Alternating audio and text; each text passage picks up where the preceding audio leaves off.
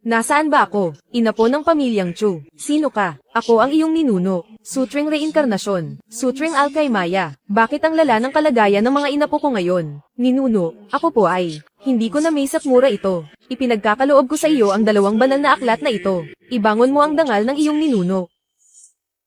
Ibangon mo ang dangal ng iyong ninuno. Nanaginip lang ba ako? Ano ito? Ito ang Sutring Alkaymaya para sa paggawa ng mga mahiwagang tableta. Hindi pala panaginip ang lahat.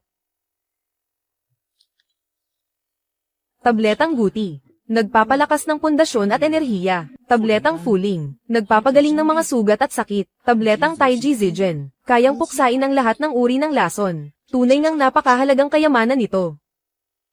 Bakit hindi ko ito mabuksan? Posible kayang, kailangan ko munang maabot ang mataas na antas ng kapangyarihan, bago ko ito magamit. Wow! Ang nakasulat dito ay, ang pinakamataas na teknik sa pag-abot ng immortalidad. Dahil sa 2 sinaunang sutring ito, ang yaman at karangalan, pati na ang mabilis na pag-asenso, ay magiging sisiw na lang sa akin, di ba? Hihihi. Ay, Papa, gusto niyo po bang lumipat tayo ng ibang kwarto? Mukhang ang ibang tao ay hindi nakikita ang mga sinaunang aklat sa kamay ko. Huwag na. Maayos naman dito.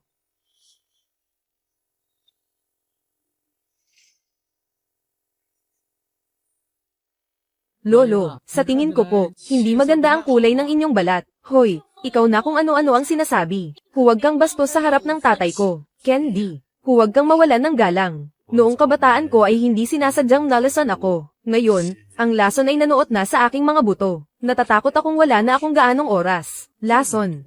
Ang tabletang Taiji Zijen, na nasa Sutring Alkaymaya kanina, ay sakto para puksain ang lason. Tamang-tama, maaari kong subukan sa matandang ito, kung gaano ba talaga ito kaepektibo. SSS, baka sakaling matulungan ko po kayo. Ang mga ninuno ko ay mga manggagamot. Eksakto, may natatandaan din akong ilang lihim na lunas sa lason. Baka sakali, ay makatulong ito sa inyo, Lolo. Tumahimik ka. Ang mga sikat na doktor sa buong bansa, ay walang nagawa sa sakit ng tatay ko. Iniisip mo bang mas magaling ka pa sa kanila? Paano nyo malalaman kung hindi nyo susubukan? Ako si Chin Dingfeng. Ito naman ang anak kong si Chin Candy. Kung talagang may kakayahan ka, na pag-aanin ang aking nararamdaman, o kaya ay tuluyang mapagaling ako, ang pamilyang Chin, ay tiyak na gagantimpalaan ka ng malaki. Pamilyang Chin, siguro, kayo ang nagtatag ng Chinshi Medical. Ako nga. Pero dapat mong malaman, may kapalit ang paglalaro sa pamilyang Chin. Ang manggagamot ay may pusong mahabagin. Huwag kang mag-alala, hindi ko kailangan ng pera mo. Kung ganoon, ano, ang gusto mo, kumuha ka ng papel at panulat. Taiji Zijandan. Napakaraming halamang gamot ang kailangan nito. Sa listahang ito, mayroong 81 uri ng mamahaling sangkap. Kapag naihanda mo na, ibigay mo sa akin. Sa loob ng 7 araw, ibibigay ko sa iyo ang lunas.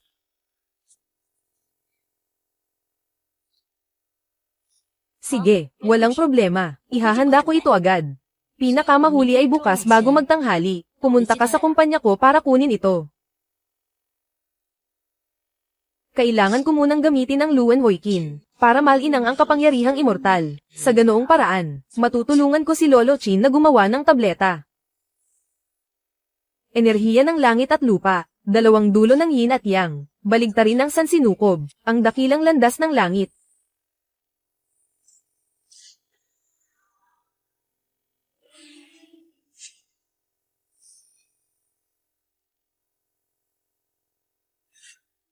Tunay na enerhiya, sentro ng enerhiya. Nalinang na ang kapangyarihang immortal. Ako si Tan Candy. Maaari ka nang pumunta sa Chinshi Group para kunin ang mga gamot. Sige.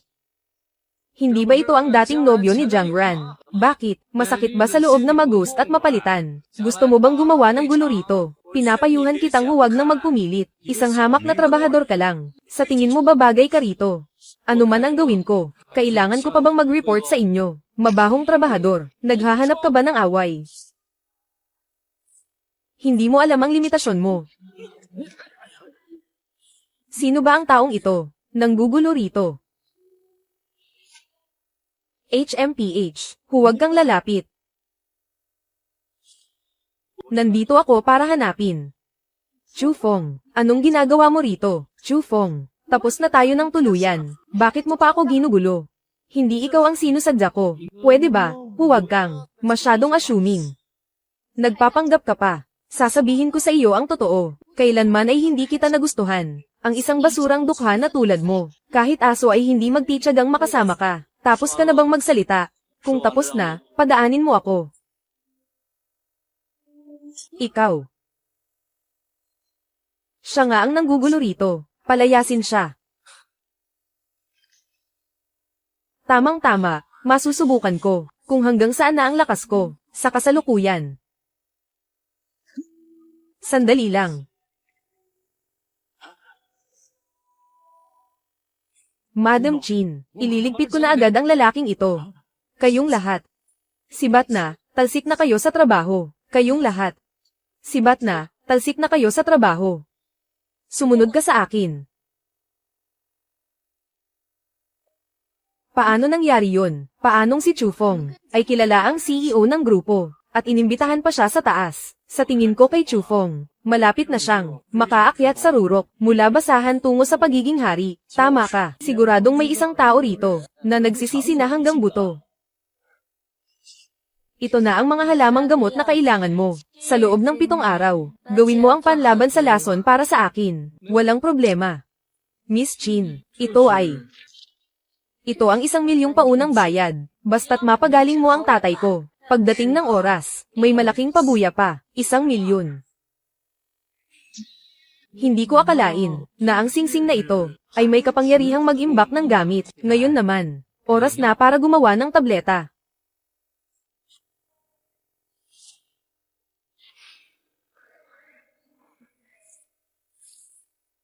Tapos na. Aba, bakit parang walang humaharang sa akin ngayon? Nandito na naman si Chufeng. Siguradong si Miss Chin na naman ang pakay niyan. Mayroon kaya silang dalawa na espesyal na relasyon. Syempre naman, si Jiang Ran nga, dahil lang sa nangyari noon, ay sinibak agad sa trabaho. Iba talaga itong si Chufeng. Tinanggal siya sa trabaho. Tuloy po kayo, Chu. Naghihintay si Miss Chin sa opisina niya. Sige. Dala mo ba ang panlaban sa lason?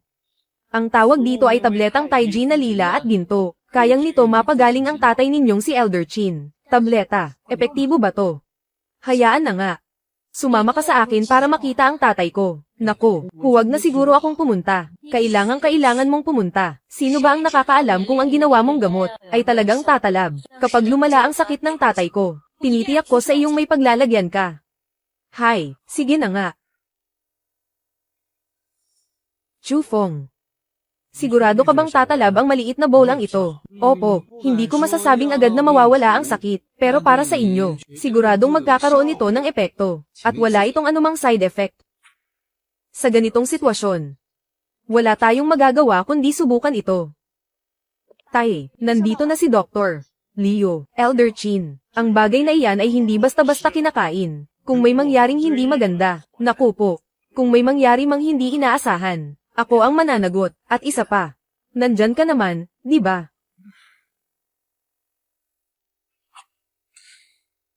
Ano sa tingin mo? May kakaiba akong nararamdaman. May kakaibang init na dumadaloy, mula sa tiyan patungo sa buong katawan. Aba, ang maliit na tableta na ito, mukhang talagang mabisa. Papa, Ginoong Chin. Anong nangyayari? Hindi ba ito pampaalis ng lason?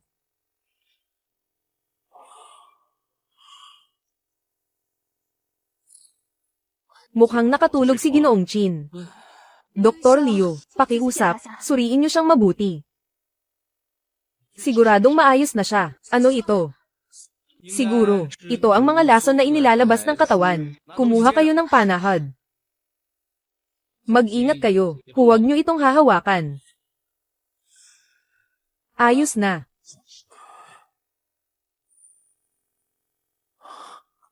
Papa, sa wakas ay gising ka na. Ano ang nararamdaman mo? May masakit ba sa iyo? Ang pakiramdam ko ay napakagaan at presko. Parang bigla, bumata ako ng husto. Mabuti naman at ligtas na kayo, Ginoong Chin. Ngunit, Ginoong Chin, kailangan nyo pa ring magpahinga ng husto, para tuluyan na kayong gumaling. Ang utang na loob ko sa pagligtas sa akin, ay hindi mababayaran ng anuman. 5 milyon. Tanggapin mo ito. Nako, huwag na po, huwag na. Iyong kaibigang Chu, hindi mo ba ako pagbibigyan? Tanggapin mo na. Kung ganoon, ang perang ito, tatanggapin ko na. Subalit, Ginoong Chin, may isa pa akong hiling. Sana ay pumayag kayo. Una, ang taong tulad ko, ay mas gustong mamuhay ng tahimik. Ang tungkol sa bagay na ito, ayaw kong kumalat sa labas. Kung hindi, natatakot akong makaakit ito, ng masyadong maraming atensyon. Siyempre naman, sino sa pamilya Chin ang mangangahas na magsalita, ay parurusahan ayon sa batas ng pamilya. At isa pa, sa hinaharap, balak kong gumawa ng mga bagong gamot. Pagdating ng oras, ang mga hilaw na sangkap, maaari ko bang mabili mula sa pamilya Chin? Walang problema iyan. Sa mundong ito, wala pang halamang gamot na hindi kaya. Hanapin ng pamilya Chin. Gayunpaman. Naisip mo na ba? Naibenta ang mga gamot na gagawin mo. Matutulungan kita, gamit ang kasalukuyan kong antas ng kapangyarihan. Masyadong mahirap gumawa ng kahit isang purple gold pill lang. Kung marami ang produksyon pa, baka ikamatay ko na yan. Hay nako. Ipagpaliban muna natin ang bagay na ito. Kung sakaling mga ilangan kayo sa hinaharap, umaasa akong ang pamilya Chin ang unang makikipagtulungan sa akin. Gabi na rin pala. Candy, ihatid mo na pauwi ang batang kaibigang si Chufong. Sige po.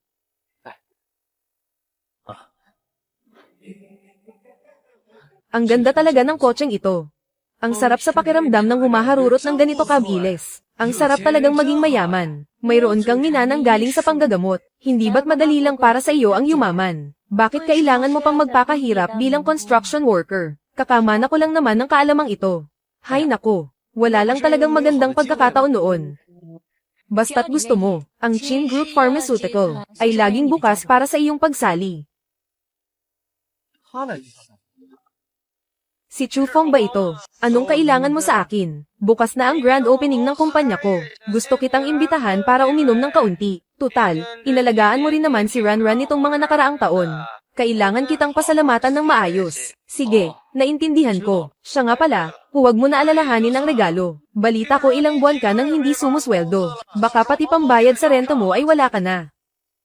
Buwisit na hayop na to. Hindi kita mapapatawad. Oh, anong nangyari? Bakit galit na galit ang ating dakilang manggagamot na si Chufong?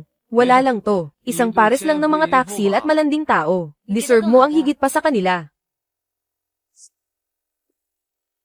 Pupunta ako sa opening na iyon. Panahon na rin para tapusin ang lahat sa pagitan ni Zhao Bo at Jiang Ran.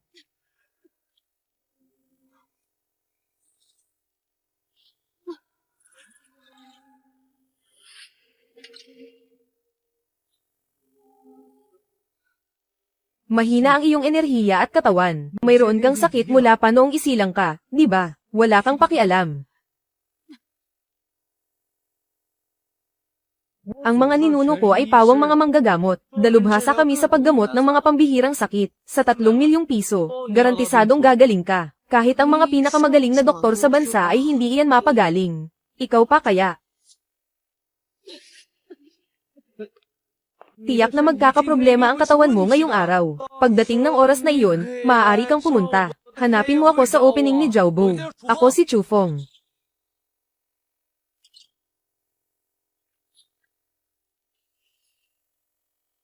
Oh, talaga palang pumunta ka. Ang kapal din ng mukha mo, ha? Wala ka bang pambili ng pagkain kaya nakikikain ka lang dito? Hayaan mo na, bisita pa rin siya. Sige, pasok na. Mamaya, sisiguraduhin kong may magandang palabas para sa iyo.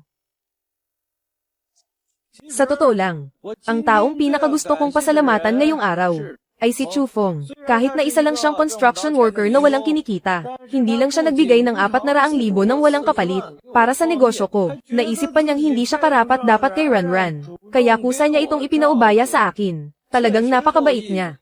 May ganoon palang nangyari. May sira ba ang ulo ng lalaking ito? Oo nga, hindi lang niya ipinamigay ang girlfriend niya. Pati ang pinaghirapan niyang pera ibinigay sa karibal niya. Mahilig yata siyang maging biktima ng pagtataksil. Tungkol sa bagay na ito, gusto ko ring pasalamatan ng espesyal si Boss Zhao. Kung wala si Boss Zhao, paano ko naman makikilala ang panjinlian na ito? Hayop ka. Iyong 400,000. Ituturing ko na lang na ibinigay ko iyon sa mga ligaw na pusa't aso. Dahil sila naman, walang mga kamay at paa. Guardia, palayasin niyo siya. Sandali lang. Hindi ba ito ang panganay na si Binibining Chin? Ang CEO ng Chin Pharmaceutical Group, si Chin Ganyi. Paano nakilala ni Zhao Bo ang isang malaking tao na gaya niya? Binibining Chin, anong hangin ang nagdala sa inyo rito? Dumating pala kayo nang hindi man lang ako nasabihan. Sana ay nasalubong ko man lang kayo sa baba. Ang Chin Group ay naghahanap kamakailan ng bagong team na makaka-partner. Sa totoo lang, naparito ako ngayong araw para makipag-usap sa Boye Company. Pero sa nakikita ko ngayon, ang planong ito ay kailangang pag-isipan muli, Madam Chin. Ano po bang nagawa kong mali sa inyo, Jiang Ran? Dahil sa pagsira sa reputasyon ng Chin Group, permanente ka nang tinanggal sa trabaho. Hindi ko akalain na ang ganitong klaseng tao ay nobya pala ni Boss Zhao. Sa nakikita ko ngayon, ang pagkatao ni Boss Zhao ay hindi pasok sa pamantayan ng aming kumpanya. Simula sa araw na ito, ang Boye Group ay permanente nang ilalagay sa blacklist ng Chin Group. Bakit naging ganito? Ang sinabi ni Madam Chin, hindi ba't parang pinutol na rin ito ang kinabukasan ni Zhao Bo? Tama ka, kapag napunta ka sa blacklist ng pamilya Chin, sino pa ang maglalakas loob na makipagtulungan sa kanya? Hindi maaari, mamaya ay lalayuan ko na si Zhao Bo at puputulan ang ugnayan sa kanya. Madam Chin, ako po.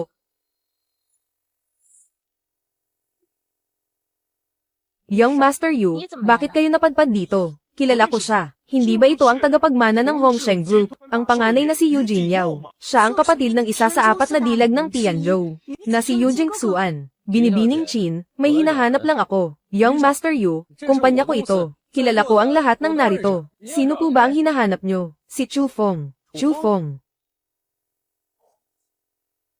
Ako iyon. Boss Yu, anong kailangan nyo sa akin?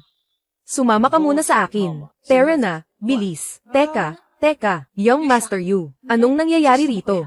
Ginoong Chu, naaalala mo ba yung babaeng nakita mo sa tabi ng daan? Kaninang umaga. Nasa kritikal na kondisyon siya ngayon. Ang sakit na hindi kayang gamutin ng mga batikang doktor, kaya mo bang pagalingin? Tiyak na magkakaproblema ang katawan mo ngayong araw. Sa oras na iyon, maaari kang pumunta sa opening ceremony ni Zhao Bo para hanapin ako. Ako si Chu Feng. Sige, bilisan natin. Iligtas na natin agad si Jingxuan. Dalhin siya sa kabisera. Sa sitwasyong ito, baka si Dr. Joe na lang ang tanging makakapagligtas sa kanya. Hindi maaari, napakaabala ni Dr. Joe sa maraming mahalagang bagay. Kung sa haba ng biyahe ay hindi rin siya maabutin, mas lalong lalala ang kalagayan ni Voken Huyen. At saka, sinabi na ni Dr. Joe noon pa, na wala na rin siyang magagawa. Ginoong Bok, hahayaan na lang ba nating mamatay si Voken Huyen sa harap natin? Papa,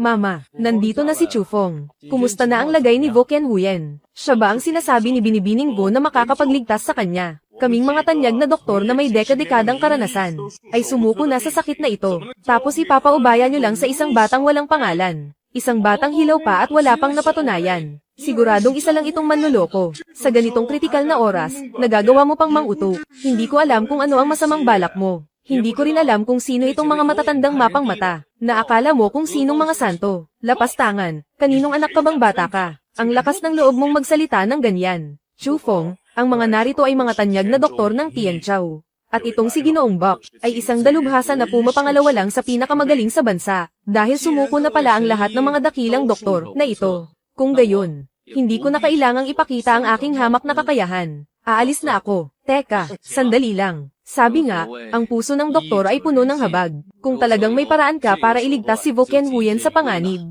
huwag mo nang pansinin ang mga Saturday nila. May punto ang sinabi nyo. Pero kung pati si Ginoong Bok ay sumuko na, ako rin, ay walang sapat na kasiguraduhan, na mapapagaling ko si Binibining Vu. Chu Feng, iisa lang ang anak naming si Vu Chinton. Kung may paraan talaga para gumaling siya, handa akong ibigay ang kahit ano. Kung talagang wala ng pag-asa ang langit, hindi kita sisisihin kahit kaunti. Pakiusap, iligtas mo si Voken Huyen. Sige. Dalhin niyo ako kay Binibining Vu. Dito tayo. Bakit ang bilis lumala ng lagay niya? Malubha na ang paghina ng kanyang mga internal na organo. Ngayong araw, ang daloy ng dugo ay umatake sa puso, na naging sanhi ng pagkagulo ng kanyang mga ugat. Gulo-gulo na ang loob ng katawan niya. Maraming organo na ang bomb ibigay. Nagdudulot ito ng paghinto ng kanilang operasyon. Mabilis na nauubos ang kanyang lakas ng buhay. Sa ganitong lagay, kahit gaano pa siya katatag, hindi na siya magtatagal. Sa tingin mo, Ano ang pinakamabuting gawin ngayon? Ang solidong pil mula sa Dunkin, at ang pil ng pagpapanumbalik ay baka makatulong. Ngunit ang dalawang pil na ito, ay may karaniwan lang na kalidad. Hindi sigurado kung maibabalik siya sa dati. Para mapabagal ang paglala ng sakit, may paraan para mapanatili ang hininga niya. Pero kung ang pag-uusapan ay ang lubos na paggaling, wala rin akong buong kasiguraduhan. Ang mapanatili lang ang lagay niya ngayon, ay maituturing ng isang himala ng isang dalubhasa. May pag-asa ka pa bang mapagaling siya ng lubusan? Kailangan ko ng ilang bagay. Sabihin mo lang kung ano iyon. Ito ang mga halamang gamot na kailangan ko. Ipadala mo agad ito sa akin. Kung mas mabilis, mas mabuti. Sige, naiintindihan ko.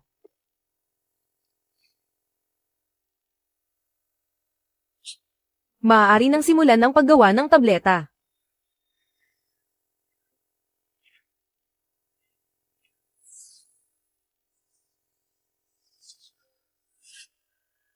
Tapos na. Hindi ko akalain na ang paggawa ng tableta ay makakapagpataas din ng antas ng aking kapangyarihan. Kung makakagawa pa ako ng maraming tableta, ang pag-abot sa pagiging immortal, ay tiyak na malapit na nating makamit. Tingnan natin ang susunod na pahina ng 2 banal na aklat. Mabubuksan ko na kaya ito.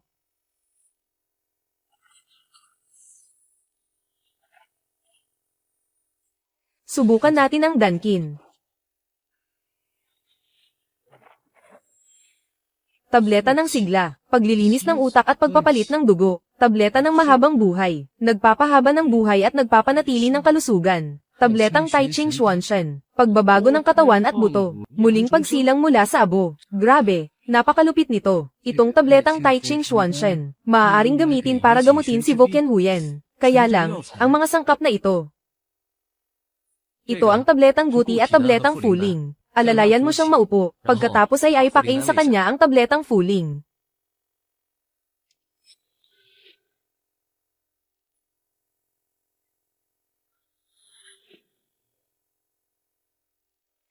Ginoong Bak, tatalab ba talaga ang tabletang ito? Sa sitwasyong ito, wala tayong magagawa kundi magtiwala kay Chu Feng. Ang enerhiya sa loob ng kanyang katawan ay nagsisimula ng kumalma.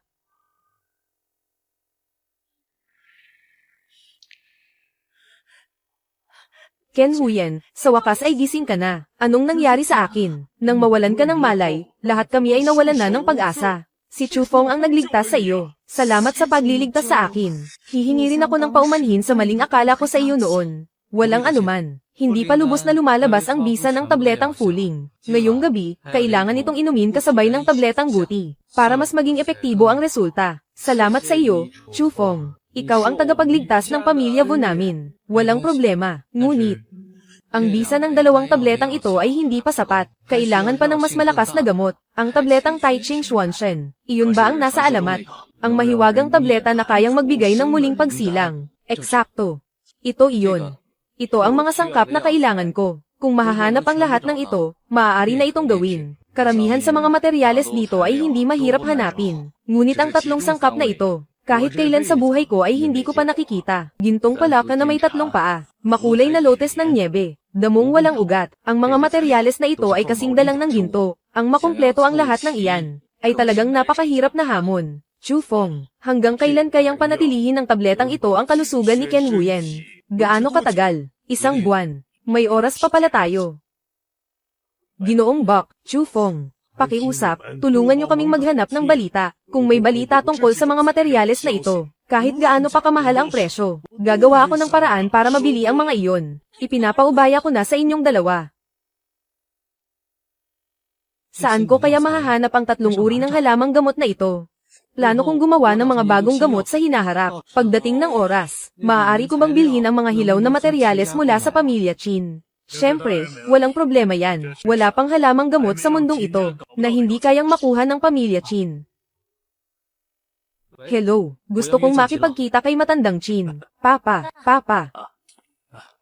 Nandito na sila. Tamang-tama, ipakikilala ko kayo sa isa't isa. Ito si Ma Tianheng, kaibigan ni Ganyi. Oh, siya naman si Chu Feng. Boyfriend siya ni Ganyi.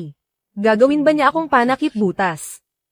Pero sa tingin ko, ang kaibigang ito, mukhang trabahador lang sa construction site. Ganyi, kahit gaano ka pa hindi kontento sa akin. Pero ang panlasa mo, hindi naman siguro bababa sa ganitong antas, di ba? Tama ka, isa lang akong hamak na trabahador. Pero pagdating sa tadhana, wala na akong magagawa doon. Matandang Chin, seryoso ang nararamdaman ko para kay Ganyi. Hindi ako sisuko ng ganoon kadali. Hindi na muna ako mang-iistorbo ngayon. Magkikita tayong muli sa ibang araw. Wala na talaga akong ibang pagpipilian. Huwag mo sana akong masamain. Masyadong komplikado ang pagkatao ni Ma Tianheng. Hindi magandang direktang makipag-away sa kanya. Kaya napilitan akong gawin ito para mapa-address siya. Ay, wala iyon. Nga pala, matandang Chin. Kasalukuyan akong gumagawa ng bagong gamot. Ngunit may 3 halamang gamot na napakahirap hanapin. Kaya nais ko sanang humingi ng tulong sa inyo. Oh, anong mga halamang gamot iyon? 5 kulay na gintong lotes. 3 paang gintong palaka, at ang damong walang ugat. Ang 3 paang gintong palaka at damong walang ugat. Sa totoo lang ay hindi ko alam. Pero ang 5 kulay na snow lotus, mayroon talagang isa rito sa Tian Chow natin. Saan po? Sa TNN Hatkak. Nabalitaan ko lang din kamakailan. May gaganaping auction doon bukas. Ang 5 kulay na snow lotus ay isa sa mga item na i-auction. Ang 5 kulay na snow lotus ay isang pambihirang gamot. Siguradong hindi magiging mababa ang presyo nito. Basta mailigtas si Voken Huyen. Hindi problema ang pera. May 20 milyon sa card na ito. Kung sakaling hindi sapat iyan, tawagan mo lang ako agad. Ngunit may isa pang bagay na medyo mahirap. Ang mga mayroon lamang, sertipiko ng tradisyonal na medisina ang maaaring pumasok. Ipaubaya nyo na sa akin ang pag-aayos niyan. Ako ang chairman ng Medical Association sa Tian Chow. Napakaliit na bagay lang yan para sa akin. Hindi ba parang gumagamit ako ng backdoor niyan? Espesyal na kaso ito kaya kailangan ng espesyal na paraan. At sa galing mo sa medisina, higit pa sa sapat ang kakayahan mo para maging vice chairman. Ano pa kaya ang isang simpleng sertipiko lang? Sige, sige. Aantayin ko ang magandang balita mula sa inyo. Oy, Chu Feng. Hindi ba't isa ka lang hamak na construction worker? Paano ka nakapasok dito sa Tian Yige? Nagkataon lang, kakakuha ko lang ng lisensya ko. Mukhang may kinabukasan ka pala. Subalit, masyadong mataas ang presyo ng mga items sa bidding ngayon. Gusto mo bang pahiramin kita ng pera? Huwag nyo na pong abalahin ang sarili nyo. Bibigyan ako ni Chen Yi ng pera. Hindi ko tatanggihan ang grasya niya. Ikaw, HMPH, buwisit ka. Tingnan lang natin ang mangyayari.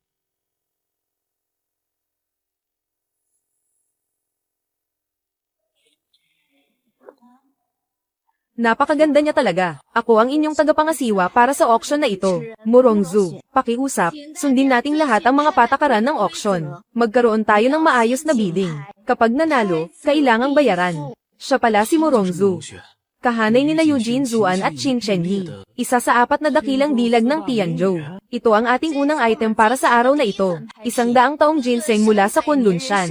Ang panimulang presyo ay 50,000. Bawat dagdag sa bid ay hindi dapat bababa sa 10,000. Maaari na pong magsimula. 60,000 ako. 70,000. 100,000. 180,000. Sold sa halagang 180,000. Susunod ay ang ating ikalawang item para sa araw na ito, ang NGU Saktuyetlin. Ang item na ito ay hindi inaasahang nakuha ng Tian Yige, isang pambihirang kayamanan sa mundo. Ang NGU Saktuyetlin, panimulang presyo ay 1,000,000. Bawat dagdag sa bid ay hindi bababa sa 100,000. Simulan na natin, 2,000,000. Ma Tianheng, bakit kailangan mo ang item na iyan? Ang NGU Saktuyetlin ay nakakapagpanatili ng kabataan ng mga kababaihan. Kung ibibigay ko ito kay Chen Yi, siguradong magbabago ang isip niya sa akin. At baka mahulog pa siya sa mga bisig ko. 2.25 milyon, 3 milyon, 4 na milyon, 6 na milyon. Ang dami talagang map era rito. 8 milyon, 10 milyon, 12 milyon, 14 na milyon. Guan Tanglaw Tinsin. Talaga bang, lalabanan mo ako hanggang dulo? Bakit naman hindi?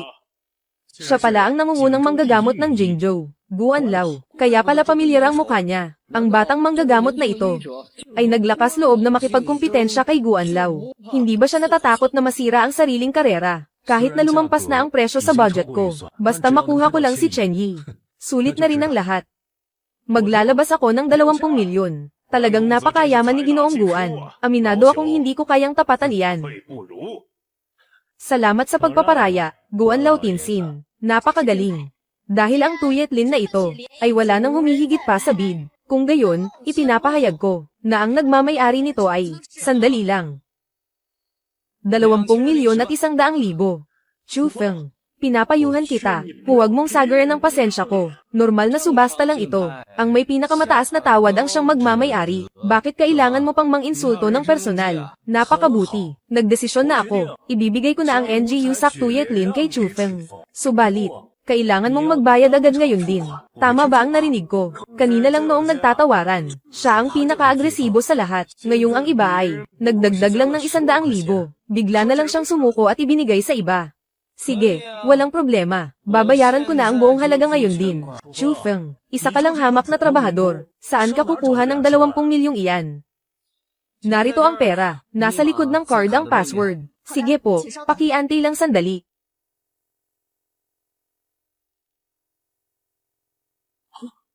Imposible, hinding-hindi iyan mangyayari. Pagbati, ang nagwagi sa NGU Sak Tuyetlin na ito, ay walang iba kundi si Chu Feng. Ginoong Chu. May reklamo ako. Si Chu Feng ay isa lamang ordinaryong trabahador. Ginoong Ma, ang bawat trabaho ay dapat igalang. Ang paulit-ulit mong pagbanggit sa salitang trabahador. Ano ba talaga ang ibig mong sabihin? Tama, ano naman kung trabahador siya? Lagi mo nalang pinupuntirya ang trabaho ng iba. Medyo wala ka na sa hulog. At saka, nakapagbayad na si Chu Feng. Sa tingin ko, hindi mo lang matanggap na natalo ka. Kaya nagwawala ka riyan. Makinig kayong lahat sa akin. May pera nga siyang pambayad. Pero ang gusto kong sabihin ay, bilang isang ordinaryong trabahador, paano siya magkakaroon ng lisensya sa medisina? Ang kanyang lisensya sa medisina ay tiyak na peke lang. Ito ay galing mismo sa Medical Association. Kung totoo o peke, malayang suriin nyo. Siguradong peke iyan. Ang sa akin ay galing sa Medical Association. Suriin nyo hanggat gusto nyo. Madali lang iyan. Hayaan nyo akong suriin at malalaman natin agad. Ano na? Tungkol sa lisensya ng doktor, malinaw na ang sagot. Napakalinaw ng sagot. Ang lisensyang ito sa medisina ay tunay. At higit pa rito, ito ay mula sa numero 1 manggagamot ng Tianzhou. Mismong si Beijing Taiso ang nag-issue nito. Walang duda na ito ay totoo. Ginoong Ma, ngayon, ano pa ang masasabi mo? Ako. Ginoong Chu, sumama po kayo sa akin sa backstage, upang tanggapin ang inyong tuyetlin. Chu Feng, humanda ka sa akin. Hindi na makakapaghintay ang gabing ito. Kailangan ko nang bumalik para sa aking mahal na Qin Chenyi. Para sa aming candlelit dinner. Ikaw.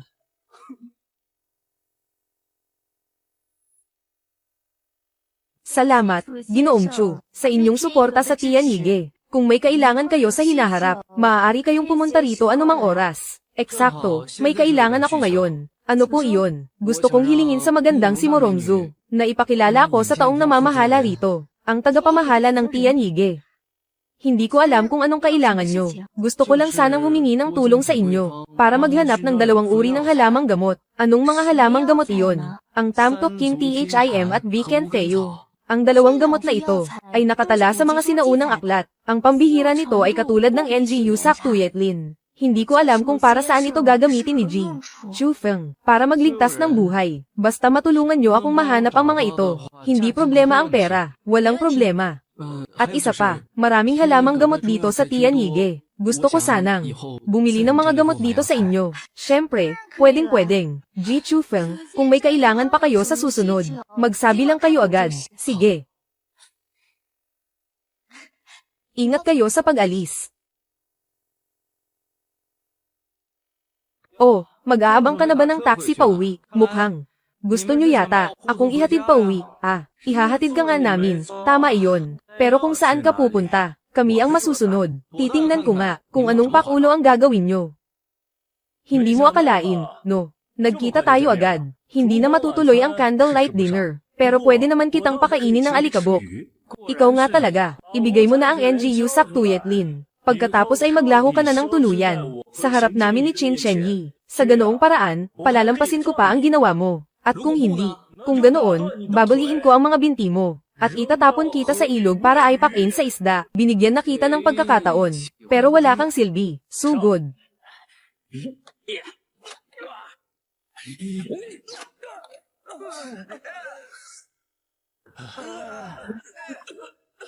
Halimaw. Isa kang halimaw. Kapag may ginawa ka sa akin, Hinding-hindi ka patatawarin ng pamilya ko. Sabihin mo, sa taong katulad mo, anong klaseng leksyon ang dapat ibigay, para matauhan ka na.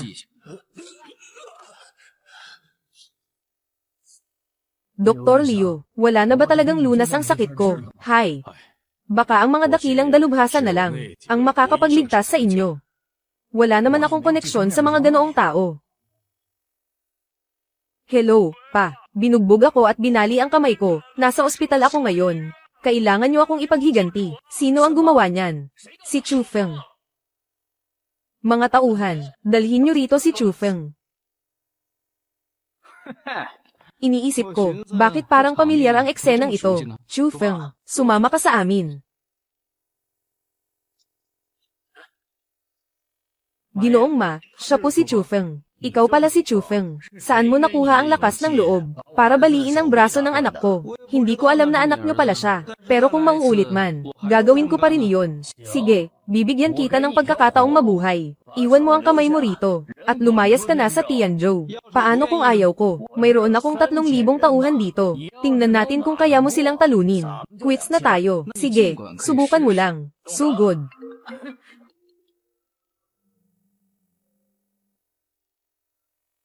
Labas. Gusto kong makausap si Chu Feng ng kaming dalawa lang. Matay. Gusto niyo bang pilayan ko muna ang batang ito? Labas sabi. Alis na. Chu Feng, kaya pala ang lakas ng loob mo. Ngayon, maaari na tayong mag-usap ng maayos. Ang malalang lason ni Qin Dingfeng. Ikaw ba ang nagpagaling doon? Mukhang may malubhang sakit din ang malapit sa inyo. Matay. Ako iyon. Mabilis na pagdami ng masasamang selula. Ang sakit na ito, sisirain nito ang mga tisyo at organo ng tao. Kapag napinsala na, sa malalang sitwasyon, maaari itong ikamatay sa loob ng maikling panahon. Pero para sa akin, maliit na bagay lang yan. Ang huyet kidan sa ikalawang pahina ng Dankin ay tamang-tama para linisin ang utak ng buto at palitan ang dugo. Kaya nitong gamutin ang sakit na ito. Chu Feng, kung mapapagaling mo ang sakit ko, bibigyan kita ng 10 milyong pabuya. At higit pa roon, ituturing ka ng espesyal na panauhin ng pamilya Ma. Wala naman akong sinabing, payag akong gamutin ka. Sige. Kung mamamatay man ako, isasama kita sa hukay. Ikaw talaga, may pagkakataon ka na sanang mabuhay. Matay, ikaw na walang hiyang lalaki ka. Bakit hindi mo pa pinapatay? Ang turentadong ito, sinaktan niya kaya, ang mahal nating anak. Kung hindi mo siya tuturuan ng leksyon, ako ang gagawa. Maghihiganti ako para sa anak ko. Nagawa mo akong saktan. Divorce, makikipagdiborsyo ako sa iyo. Tingnan mo muna ito. Bilang na ang mga araw ko, si Chu Feng lang ang makakaligtas sa akin. Anong gusto mong gawin ko? Gusto mo bang mamatay na lang ako o ano? Tanungin mo ang sarili mo, kung wala itong si Matay. Sino ang magtatanggol sa negosyo ng pamilya Ma? Sino ang magpoprotekta sa inyong mag-ina? Isang bungangera, at isang walang kwenta. Kapag namatay ako, alam mo ba kung gaano karaming kaaway ang susugod para maghayganti sa inyo? Sige na, umalis ka na. Naintindihan ko na, ang lahat ng ito ay kasalanan ko. Walang sino man ang may hawak sa lahat ng bagay. Ito ang tadhana. Hay, kung ito ang guhit ng tadhana, tatanggapin ko. Gagamutin ko ang sakit mo. Morongzu, ito ang listahan ng mga halamang gamot na kailangan ko. Ginoong Chu Feng. Parang mamamakyaw ka yata ng paninda, pero mukhang wala ka namang klinika, at hindi ka rin nagtatrabaho sa industriya ng medisina. Ang galing nyo talagang manghula, Morongzu. Isang beses pa lang tayong nagkita. Alam nyo na agad ang tungkol sa akin. Huwag kang magkamali, ayaw ko lang mapabayaan ang isang mahalagang panauhin. Kaya nag-imbestiga ako ng kaunti. Kukunin ko na ang mga gamot.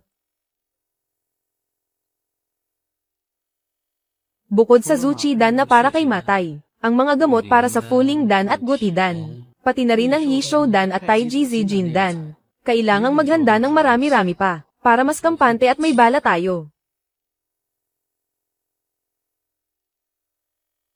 Mualang-galang na po, Madam Gezo. Iyong dalawang pambihirang sangkap, may balita na ba tungkol doon? Wala pa. Subalit, naghahanap na ang Tian Yige sa lahat ng dako. Kapag may balita na, ako mismo ang magsasabi sa inyo, G. Chu Feng. Anong balita? Mataas ang pag-iingat ni Chu Feng. Sa tingin ko, hindi tayo dapat basta-basta kikilos sa ngayon. Hindi lang tayo ang nakabantay. Nakatitig din ang dalawa pang pamilya. Huwag nating hayaang maunahan nila tayo. Iyan ang tanging paraan para mapagaling ang matandang Chin. Ang kakayahang puksain ang pinakamalakas na lason. Naintindihan ko po, Ama.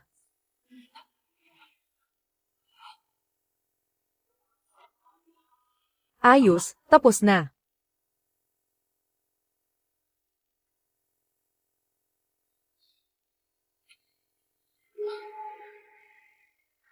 Tumaas na naman ang antas ng kapangyarihan ko. Ang lakas talaga.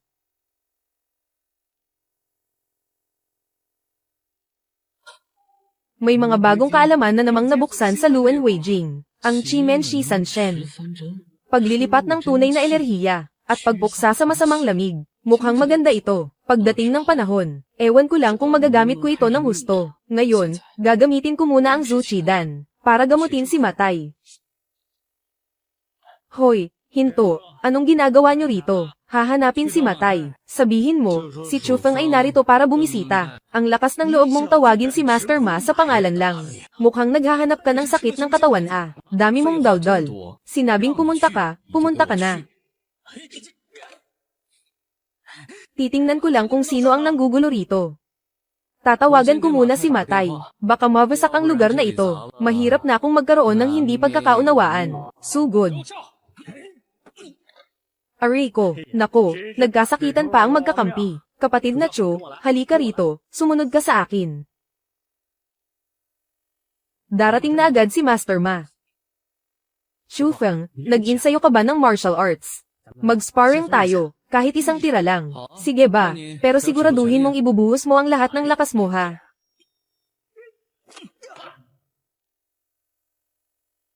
Bakit kayo nag-aaway dyan? Nag-insayo lang po kami, katuwaan lang. Ang kulay pula ay ang Zhu Chidan. Inumin ito bago matulog. Sa loob ng 7 araw, siguradong gagaling ang iyong karamdaman.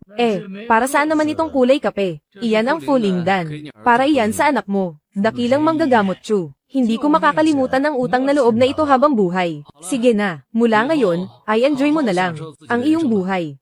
Ay, sandali lang. Sa susunod na weekend, doon sa Fuhai Jiu Dayan, gaganapin ang aking ika-50 kaarawan. Inaasahan ko po, dakilang manggagamot Chu. Naponlakan ninyo ang aking imbitasyon. Naintindihan ko. Morongzu. Kumusta? Napakagandang binibini. May magandang balita at masamang balita ako. Alin ang gusto mong maunang marinig? Depende sa gusto nyo, Madam Gezo. May oras ka ba mamayang gabi? Treat kita ng hapunan. Oh, nasaan ang magandang balita? Ano? 20,000 para sa isang bote ng wine. Mag-noodles na lang kaya tayo. Beef noodles. 800 lang. Ako na ang o-order. O kaya naman, pag-usapan muna natin ang seryosong bagay. Nahanap na ang kinaroroonan ng Wugan Theo. Pero may isang problema ngayon. Anong problema yan? Naunahan na tayo ng iba. Nagkaroon ng pambihirang karamdaman sa ginaw ang matandang ginoo ng pamilya Son. Nabalitaan nilang baka makatulong ang Wugan Theo. Nagkaroon ng pambihirang karamdaman sa ginaw ang matandang ginoo ng pamilya Son. Nabalitaan nilang baka makatulong ang Wugan Theo. Kaya nakakuha sila ng isang tangkay sa Jingzhou. Ngayon, may 2 paraan. Alinman sa dalawa, bilhin ito mula sa pamilya Son, o magpatuloy sa paghahanap. Pero, wala nang gaanong oras si Jin Zuan. Kung mapapagaling ko ang sakit ng matandang Son, ang pamilya Son, papayag kaya silang ibigay sa akin ang Wugan Theo. Sino ka? Ako si Chufeng, isa akong manggagamot, nandito para tingnan ang matandang ginoo. Paumanhin, mayroon na kaming 3 veteranong doktor na sumusuri sa kanya. Hindi na kailangang abalahin ka pa. Nabalitaan kong nag-aagaw buhay na ang matandang ginoo. Kung hindi ko siya mapagaling, wala namang mawawala sa inyo. Pero paano kung sakaling mapagaling ko siya? Sige, pasok ka. Sige. Kumusta na ang tatay ko? Hi. Ginawa na namin ang lahat ng aming makakaya. Kahit bumaba pa ang mga Diyos mula sa langit, wala na ring magagawa. Bakit nangyari ito? Nagmamakaawa ako, gumawa kayo ng paraan. Nakikiramay po kami. Wala na ba talaga kaming magagawa? Basta makontrol lang ang kondisyon ng tatay ko. Kahit magkano ay handa akong magbayad. Hayaan niyo akong sumubok. Ito si Chufeng. Sabi niya kanina, baka mapagaling niya ang tatay natin. Ito'y, sigurado ka ba? 70% sigurado. Saan galing ang batang manlulokong ito na kung ano-ano ang sinasabi? Ako ang pinaka nakakaalam sa sakit ng matandang son. Wala na siyang pag-asang gumaling pa. Tama. Isang batang wala pang muwang. Naglalakas loob na magsalita ng kung ano-ano rito. Talagang hindi mo alam ang panganib. Kung kikilos ako ngayon, baka mayroon pang kititing na pag-asa. Kung patatigilan pa ito, lalong lalala ang lagay ng matanda. Gagamutin, basta mapagaling mo ang tatay ko. Kahit magkano ay handa akong magbayad. Maaari bang tumabi muna kayong tatlo? Hibang. Ang pinakaayaw ng isang manggagamot ay ang pagiging mayabang. Anong sabi mo? Lapastangang bata, wala ka talagang respeto sa nakatatanda. Kung hindi niya mapagaling ang matandang son ngayon, bukas na bukas din ay tatanggalin ko siya sa mundo ng medisina. Bantayan niyo siya ng maigi. Bakit natulala ka na? Kung ang batang tulad mo, ay mapapagaling ang matandang son. Mula ngayon, tatawagin ka naming lolo kung gusto mo. Ang lamig ay nanunuot na sa buong katawan. Kumakalat na ito sa bawat bahagi. Ang ordinaryong medisina ay hinding-hindi ito mapapagaling. Ito ay acupuncture. Napakalakip ng hirap sa paggamot gamit ang acupuncture. Ang batang ito, hindi niya alam ang limitasyon niya.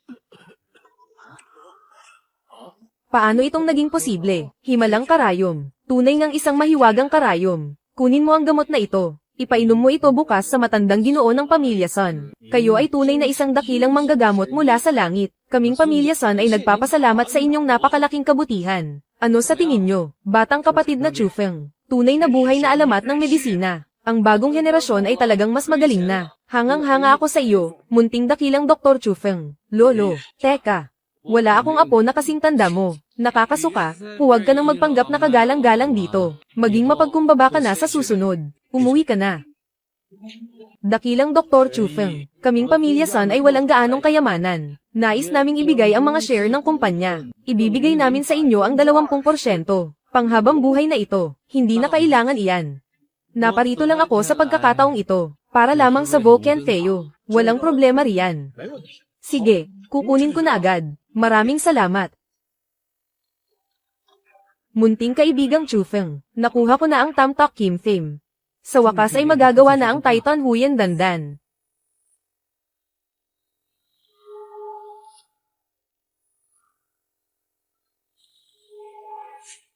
Tagumpay. Napakabuti. Tumaas na naman ang antas ng aking kapangyarihan. Using Ching. Sa wakas ay nabuo na ang mahiwagang gamot. Pupuntahan ko na siya agad. Dakilang Dr. Chufeng, tuloy po kayo. Chufeng, humiga ka ng mabilis. Sa pagkakataong ito, sisiguraduhin kong babalik ang dati mong lakas.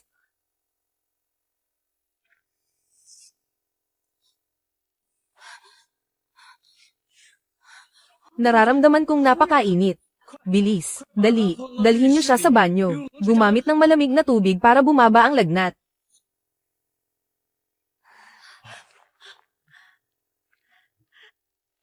Eugene Zuan, sa wakas ay ligtas ka na. Mabuti. Napakasaya ko talaga. Tatay, nanay, may nararamdaman akong kakaiba na hindi ko pa naranasan kailanman. Mula ngayon, hindi niyo na kailangang mag-alala pa sa akin. Hindi na ako magiging pabigat sa pamilyang ito. Anak kong Hanggal. Kailanman ay hindi ka naging pabigat sa amin. Napakabuti nito. Hay nako. Ito ay tungkulin ko lamang bilang isang manggagamot. Kayo ang nagligtas sa buhay ni Eugene Zuan. Kayo ang bayani ng aming buong pamilya. Sa mga susunod na araw, anumang oras na kailanganin niyo ang pamilya Yu, handa kaming sumuong sa kahit anong panganib. Hinding-hindi kami magdadalawang isip, hindi naman kailangang umabot sa ganyan. Kaya lang, ang pambayad para sa Tamtok Kim Fame ay galing sa kaibigan ko. Sige, walang problema, walang problema. Narito ang 100,000,000. Kung hindi pa ito sapat, uutusan ko ang accountant na kumuha pa ng mas marami. Hindi aabot sa 100,000,000. Ang bayad para sa Tamtok Kim Fame, 3 milyon lang ay sapat na. Ang sobra ay hindi ko na maaaring tanggapin. Iyon ba? Maraming salamat po talaga sa inyo. Pwede ko ba kayong i-treat sa pagkain balang araw? Tungkol naman dyan. Pag-usapan na lang natin sa susunod. Heto ang 100,000,000 para kay Divine Dr. Chu. Sagutin mo muna yan. Si Bailaw ito. Sasagutin ko lang ang tawag niya. Sige, walang problema. Magaling na ba ang sakit ni Jin Zuan? Opo. Dapat din akong magpasalamat sa inyo, Bailaw, dahil sa binigay ninyong Tamtok Kim Phim. Hay nako, huwag ka nang mahiya, parang hindi tayo magkaibigan. Nabalitaan ko rin, na ang matinding lason ni Qin Dingfeng ng pamilya Qin, ay ikaw din ang nagpagaling. Opo. Ginamit ko ang Thai CCT Kimdan. Thai CCT Kimdan. Thai Ton Huynthen Dan. Pambihirang sining ng alkemiyan. Huwag mong sabihin, ang iyong guro ay ang maalamat na nawala na ng 20 taon. Ang Danton na si Ouyang Zi. Ang tungkol sa medikal na pamana ng aking mga ninuno, ay hindi ko masyadong maipapaliwanag. Eksakto, gagamitin ko na lang itong si Ouyang Zi bilang panangga. Matalas talaga ang pakiramdam ninyo, Bailaw. Kayo talaga ang nakakakilala sa tunay kong kakayahan. Kung ibang tao ang nagtanong niyan, kahit patayin pa nila ako, hindi ko sasabihin ang totoo. Grabe. Matagal nang may chismis na pumanaw na ang Danton. Iyon pala ay nagpapakadalubhasa lang siya ng palihim sa mundo. Mukhang may espesyal na pagtingin din kayo, Bailaw. Sa aking kagalang-galang na guro, noong mga panahong iyon, nagkaroon ako ng pagkakataong maturuan ni Senior Ouyang. Kaya narating ko ang kinalalagyan ko ngayon. Kuya, tadhana nga naman talaga. Aking kapatid, ako ang taya ngayon. Walang uuwi hanggat hindi lasing. Hindi ko akalain na malakas palang uminom ang matandang si Bai. Chu Feng. Anong kailangan mo sa akin?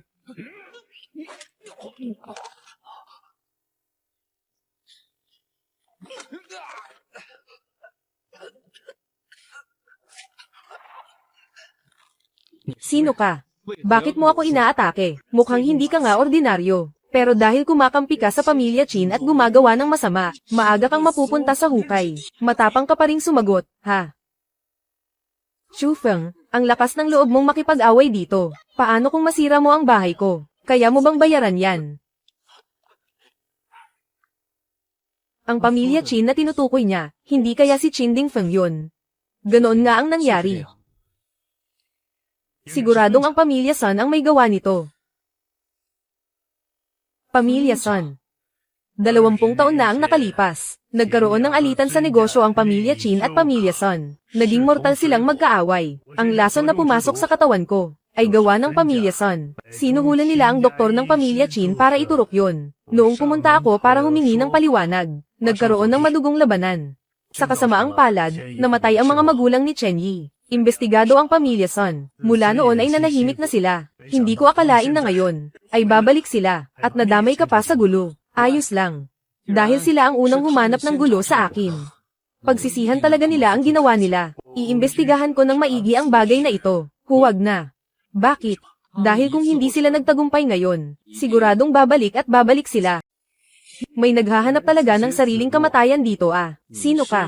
Si Sun Tangji ako ng pamilyang Sun. Chu Feng, hindi ka na makakatakas pa. Ikaw ang dapat tumakas. Ang yabang mo ah. Sa dami namin, hindi ka pa ba namin mapapatay? Sugod. Halo, Qin Lao, nahanap ko na ang mga tao. Hindi naman sila marami, mga pipet-payet lang sila. Kaya ko na to, nandito lang sa bakanteng lote sa labas ng lungsod. Pumunta ka na lang dito para hulihin sila. Sige, bilisan mo ang pagpunta. Iligpit mo na ang mga taong ito. Hindi ito maaari.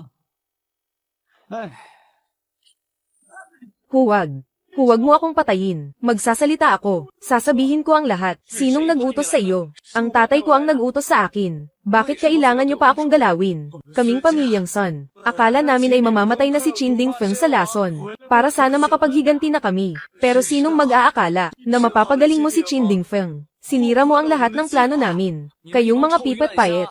Lakas ng loob niyo pang magsalita tungkol sa paghihiganti. Sa likod namin, nandyan ang pamilyang Puba. Isa sa 3 malalaking pamilya sa Tianzhou. Isang padyak lang ng pamilyang Puba. Yayanig ang buong Tianzhou.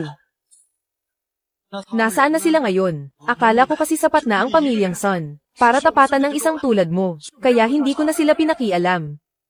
Ayusin niyo ang sarili niyong gulo.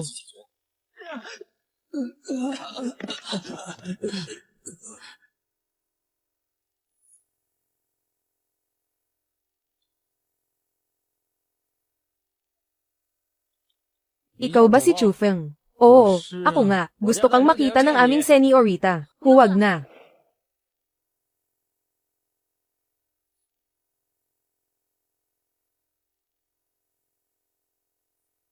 Ako si Zuan Yuan Lengchan. Nandito ako para humingi ng tulong sa panggagamot.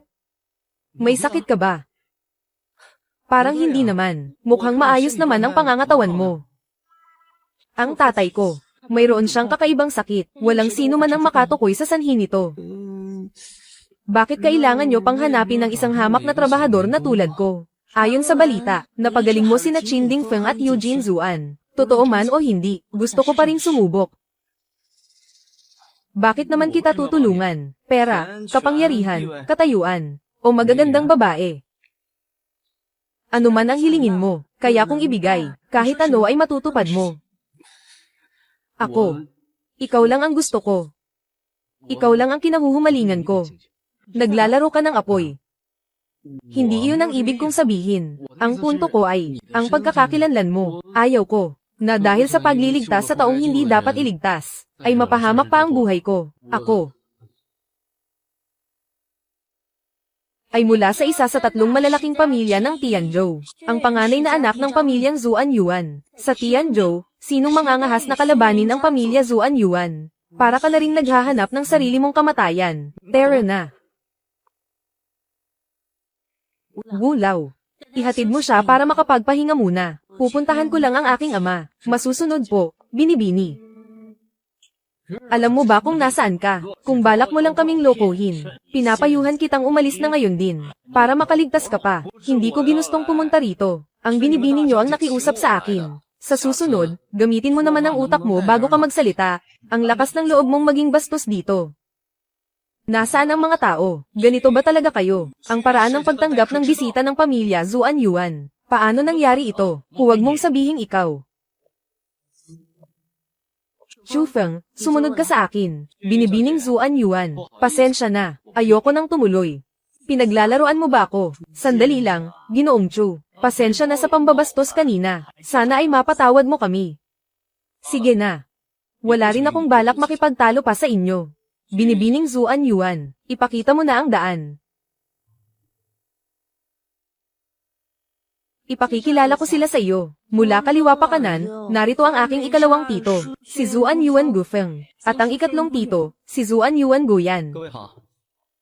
Kung mapapagaling mo siya, magiging maganda ang kinabukasan mo. Pero kung magtatangka kang mandaya sa pamilya Zuan Yuan, tinitiyak kong wala kang paglilibingan. Tito, ako ang nagdala sa kanya, kaya ako ang mananagot. Bakit hindi natin hayaang subukan ng batang ito? Kung gumaling, lahat tayo ay masaya. Kung hindi, wala naman tayong mawawala. Di ba? Walang saysay ang maraming salita. Iharap mo muna ako sa pinuno ng pamilya. At doon malalaman ang lahat. Sasamahan kita. Ama. Mauuna na po akong lumabas. Maupo ka. Kayo po. Alam ko ang lagay ng aking katawan. Kumakapit na lang ako sa huling hininga ko. Ang tanging inaalala ko na lang ay si Leng Chan. Kapag maayos na ang lahat para sa kanya, mapanatag ko nang maipipikit ang aking mga mata. Kayo po, bakit hindi niyo ako hayaang sumubok? Hindi ko masabing kaya kong bumuhay ng patay. Pero hanggat may pag-asa pa, may kaunti pa akong tiwala sa aking kakayahan. Sige. Ano sa tingin mo? Putol na ang lahat ng daluyan ng enerhiya. Wala nang bakas ng buhay. Kung hindi nyo lang ginamit ang huling bugso ng inyong Chine Key para protektahan ang inyong puso, marahil ay matagal na kayong wala, dahil wala nang ang lunas ang kalagayan ko. Bakit pa? Inabala pa ni Leng Chan ang sarili para hanapin ka, kung hindi ako nagkakamali. Ang nagpagaling kay Qin Dingfeng ay ang Thai CCT Kim Dan, hindi ba? Nabanggit na noon ni Tia Ouyangzi na may isang banal na kayamanan na tinatawag na Dankin, na kumakalat sa mundong ito. Nasa loob niya ng Taiji Zhejian Dan. Si Senior Ouyangzi, para hanapin ang Danjing, ay naglaho ng maraming taon. Hanggang ngayon, hindi pa siya muling nakikita. Hindi ko akalain na mapupunta pala ito sa iyong mga kamay. Subalit, ito ay sadyang itinakda ng tadhana. Alam niyo po ang tungkol sa Danjing. Kung ganoon, Senior, may alam ba kayo tungkol sa nangyari sa angkan ng Chu? Kung mapapangako mo sa akin ng isang bagay, sasabihin ko sa iyo, may iniwang 2 pangungusap si Senior Ouyangzi noon, na makakatulong sa iyong mga katanungan. Sige po, Senior, makikinig ako. Kapag pumanaw na ako, alagaan mong mabuti si Leng Chan. Kung mahulog ang loob ninyo sa isa't isa, maging mag-asawa kayo. Kung hindi naman, ituring mo siyang parang tunay na kapamilya. Senior. Bakit po kayo labis na nagtitiwala sa akin? May kinalaman ito sa mga salitang iniwan ni Ouyang-zi. Ano po iyon? Ang Haring Chu ay hindi kailanman maglalaho. Ang God of War ay walang hanggan. Ang Danjing ay nagmula sa angkan ng Chu ng Waiyin District. Ang bawat tagapangalaga ng Danjing ay anak ng swerte at tadhana. Ang mga Haring Chu ng Longbo ay mga henerasyon ng God of War. Kaya naman, kung ikaw ang magtatanggol kay Leng Chan, wala nang mas hihigit pa doon. Sige po. Siya nga pala, Mr. Chu, napansin kong wala ka pang sasakyan. Nagkataong mayroon akong Audi A6. Ibibigay ko ito sa iyo para may magamit ka. Ituring mo na itong paunang bayad para sa iyong serbisyo.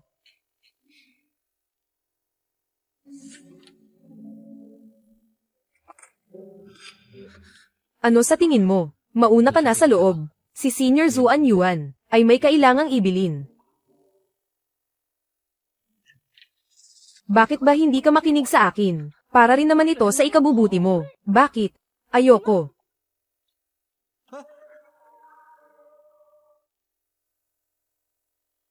Ang buhay ay sadyang nakatadhana, hindi maaaring labagin ang utos ng langit.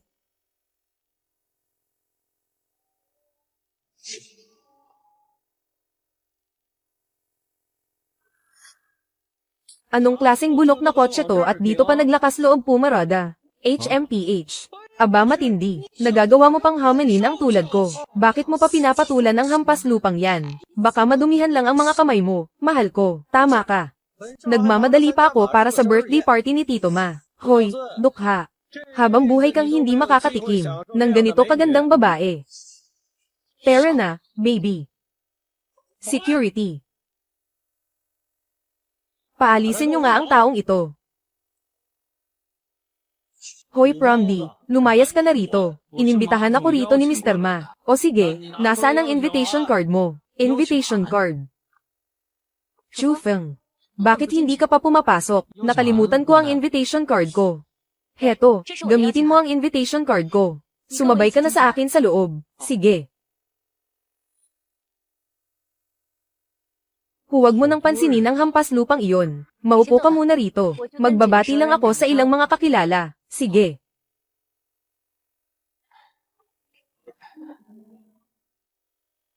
Narito na si Maye. Magsisimula na ang piging para sa kaarawan. Magsiupo na ang lahat. Chuma. Chu Feng, halika rito. Ito si Bai Wuben. At ito naman si Chu Feng. Bakit? Magkakilala ba kayo? Siyempre naman. Itong si Chu Feng, doon sa tapat ng hotel. Binastos ako at dinuro ng daliri. Balak pa nga akong saktan kanina. Pare, nagmamaneho ka ng Maybach ng isang kamay lang. Baka isang araw ay maaksidente ka at mamatay ng maaga. Chuma. Siguradong itong si G. Chu, ay may hindi pang karaniwang pinagmulan, di ba? Isang hamak na trabahador lang si Chu Feng. Nagkataon lang na nagkakilala kami. Ha? Ganoon ba? Mula pala sa ibaba ang pinanggalingan ni Chu Feng. Ang makarating sa ganitong klaseng pagtitipon ay isang napakalaking swerte na para sa iyo. Magandang binibini. Ano nga palang pangalan mo? Shu Qingqing. Maganda. Kaya lang, maling tao ang sinamahan mo. Gusto mo bang maghirap kasama ang lalaking ito? Kahit aso, hindi papatol sa isang trabahador na tulad mo. Chu Feng, lumabas ka rito. Pasensya na kayo. Medyo matigas ang ulo ng girlfriend ko. Ang ganda ng babaeng ito. Girlfriend mo pala talaga siya. Bakit ka nandito? Pumunta ka rito nang hindi man lang nagsasabi. Tara, ipakikilala kita sa ilang mga kaibigan. Wala akong gana. Sumama ka sa akin sa labas, may sasabihin ako sa iyo. Samahan mo muna akong makipagkita sa mga kaibigan ko. Pagkatapos noon, pag-usapan natin ang kahit anong gusto mo. Bagay na bagay talaga kayong dalawa. Hindi ko akalain na dito sa Tianqiao ay may magkaparehang parang galing sa langit. Sobra naman ang papuri ninyo. Kanina lang, ang kapatid na si Bai. Ano nga ulit ang sinasabi niya? Ang medalyong jade ng pamilya Zuan Yuan. Ikaw ba ang may hawak nito? Ito ay pag-aari ng pamilya Zuan Yuan. Isang pamanang jade.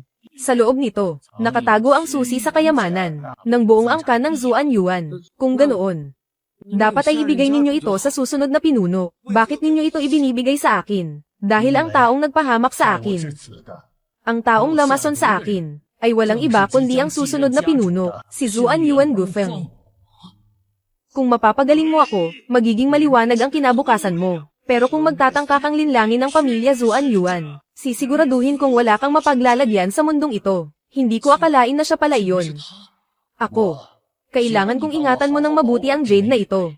Hanggang kailan? Hanggang sa maging sapat na ang lakas ni Leng Chan, upang harapin si Zuan Yuan Gufeng sa isang labanan. Saka mo lang sabihin sa kanya ang katotohanan. Hayaan mo siyang tulungan ng pamilya Zuan Yuan, na itama ang lahat ng mali.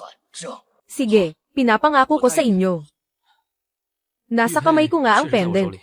Pero hindi ko pa ito maibibigay sa iyo. Bakit?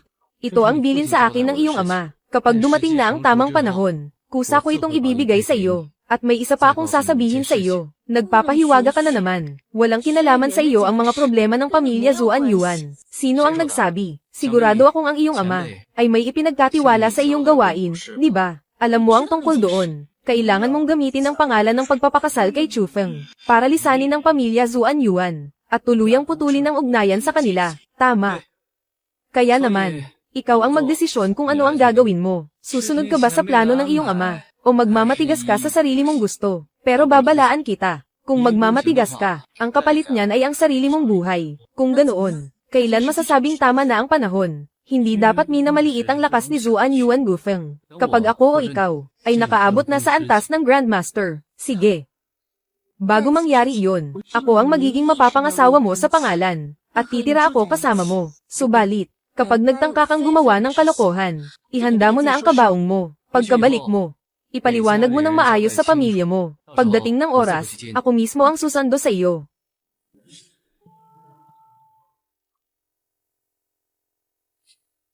Panalo, jackpot ako rito. Kapag tumira na siya sa akin, siguradong mahuhulog din siya sa kamandag ko. Tapos,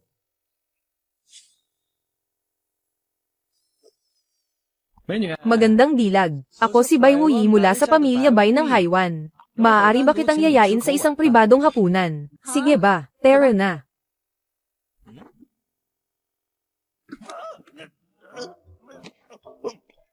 Yari na. Sabog ang plano.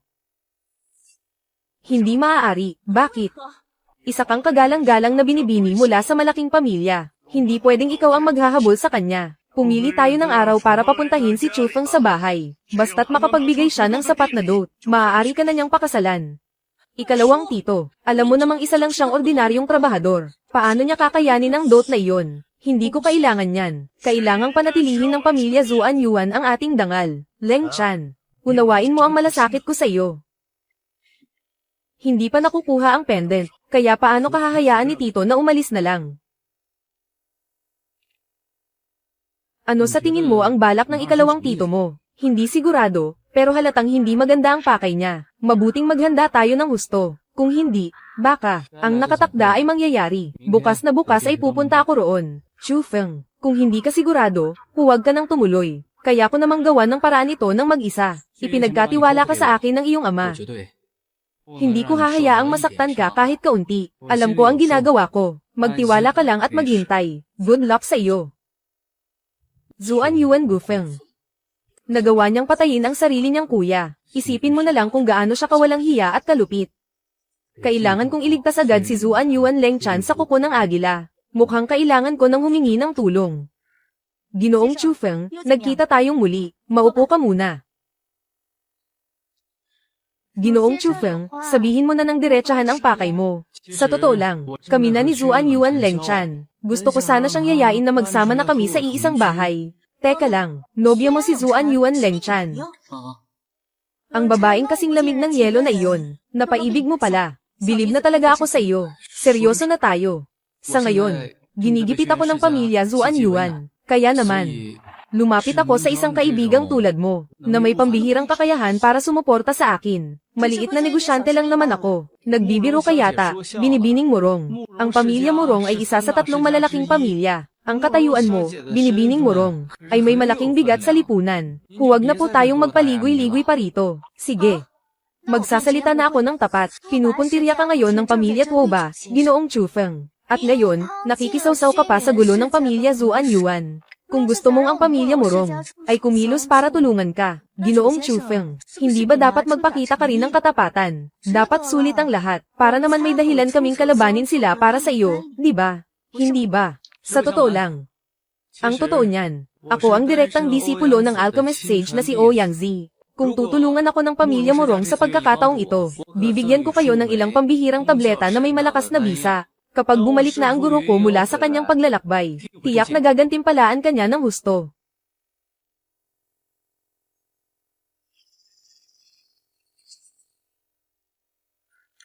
Mga tabletang kayang bumuhay ng patay. Dagdag pa ang utang na loob mula kay Ouyang-zi. Sobrang sulit na niyan. Ano sa tingin mo? Ano sa tingin mo? Ginoong Chufeng, marami ka palang itinatagong galing. Bukas na bukas din ay iuulat ko ito sa aking pamilya. Sigurado akong hindi ka bibiguin ng aming pinuno. Sige. Aalis na ako at hihintayin ang magandang balita mo. Ngayon. Madaling araw na. Kung hindi mo mamasamain, Ginoong Chufeng, dito ka na muna magpalipas ng gabi. Ito. Parang hindi naman yata tama iyon. Mukhang ang maliit kong tahanan ay hindi sapat para sa isang haring tulad mo. Kung ganoon, ihahatid ko na lang kayo sa labas, Ginoong Chufeng. Walang problema. Kahit saan ay pwede akong matulog. Hindi ko naman pwedeng hayaan na masira ang reputasyon mo dahil sa akin. Wala pa rin bang balita mula sa pamilya mo Rong? Huwag kang kabahan, Chufeng. Isa kang mahusay na manggagamot at disipulo pa ni Ouyang-zi. Kung ikaw ay handang ihayag ang iyong tunay na pagkatao mula sa distrito ng Tianhe hanggang sa buong Longbo, napakaraming makapangyarihang tao ang handang tumulong sa iyo. Mayroon akong mga personal na dahilan. Ayaw kong ibunyag ang aking pagkakakilanlan. Subalit, Bailaw, kailangan ko nang umalis. Pagkalipas ng 3 oras, kung hindi mo ako makontak, ihayag mo na sa publiko ang tungkol sa akin. Sa ganoong paraan, masisiguro pa natin ang pansamantalang kapayapaan. Tuloy kayo. Nandito na siya. Huwag kang kabahan. Nandito ako sa tabi mo. Nagpupugay po ako sa inyong lahat, mga kagalang-galang na nakatatanda. Matagal na kaming naghihintay sa iyo. Ipinatawag ka namin ngayon. Dahil napakahalaga ng usapin sa kasal ni Leng Chan. Hindi ito pwedeng madaliin o gawing basta-basta lang, di ba? Tama iyan. Kung gusto mong pakasalan ang aming binibini, paano mangyayari iyon kung wala kang katapatan? Sa mga pamilya ng sining ng pakikipaglaban, mahalaga ang antas ng katayuan. Kung basta-basta mo lang siyang kukunin, hindi ba't magiging kaiya-hiya iyon para sa pamilyang Zuan Yuan? Oh, tingnan mo, ang pamilyang Zuan Yuan ay hindi pinapatakbo ng iisang boses lamang. Pagkatapos ng lahat, para ito sa kapakanan ng pamilya at ni Leng Chan. Alam kong matatalino kayong tao. Hindi na kailangang magpaligoy-ligoy pa. Ang lakas ng loob mo, anong klaseng ugali iyan? Napakabata mo pa pero napakayabang mo na. Tama na, tama na. Masyado lang talagang prangka itong si Chufeng. Kahit huwag na para sa akin, gawin nyo na lang para sa kapayapaan. Isaalang-alang nyo naman ang dangal ni Leng Chan. Napakalakas ng paninindigan niya. May itinatago kaya siyang alas sa kanyang kamay. Sa totoo lang, wala naman kaming masamang intensyon. Alam ng lahat na hindi naman tanyag ang pinagmulan mo. Dahil hindi tayo magkapantay sa katayuan. Bakit hindi ka nalang magbigay ng malaking regalo? Para naman hindi kami mapahiya sa harap ng iba. Doon din namin makikita kung ang pagtingin mo kay Leng Chan ay may sapat na katapatan. Naintindihan ko na. May 3 milyong halaga ang card na ito. Ito ang lahat ng aking naipon. Sana ay tanggapin ninyo ito. Iniisip mo bang naghihirap ang pamilyang Zuan Yuan? Akala mo ba kailangan namin ng pera mo? Oo nga, barya-barya lang ang ilang milyong iyan. Minamaliit mo ba kami? Hindi po, hinding-hindi. Wala po akong ganoong intensyon. Kung hindi pa sapat, ibebenta ko pati ang bahay at sasakyan ko. Basta ba payagan ninyo kaming mga nakatatanda, na magkasama kami ni Leng Chan? Sino ba talaga ang nagpapanggap na tanga rito? Sa tingin mo ba nag-abala kaming magtipon-tipon dito? Para lang sa kakarampot mong pera. Para mo lang kaming binigyan ng mumu. Pangalawang kuya, sa totoo lang, nabalitaan namin noon, na nagamot mo ang malalang lason ni Chin Dingfeng. Ang galing mong magpagaling ng may sakit. Iyan ang talagang hinahangaan namin. Kaya pala ito ang pakay ninyo. HMP. Sabi-sabi lang ang lahat ng iyon. Gaya ng sabi nila, ang chismis ay hindi pinaniniwalaan ng matatalino. Hindi naman siguro kayo basta-basta naniniwala sa ganyan, di ba? Tinatawag mo ba kaming mga tanga? Nako, hindi po, hindi po. Hindi iyon ang ibig kong sabihin. Chufeng, mag-ingat ka sa mga sinasabi mo. Ang lahat ng narito ay mga nakatatanda. Sige, Huwag na muna nating pag-usapan ang bagay na iyon. Bago mamatay ang kuya ko, may ibinilin ba siya sa iyo? Dahil ang taong nagpahamak sa akin ng ganito, ang taong lamason sa akin, ay ang susunod na magiging pinuno ng pamilya, si Zuan Yuan Gufeng. Nako, wala namang ganoon. Minsan ko lang nakita ang magiging biyenan ko, at wala kaming masyadong napag-usapan. Magsasabi ako ng totoo, baka itumba mo na ako agad para walang bakas. Mukhang itinuturing mo pa rin kaming ibang tao. Bakit hindi ka muna manatili rito sa villa ng ilang araw, para maasikaso ka ng mabuti ng mga nakatatanda?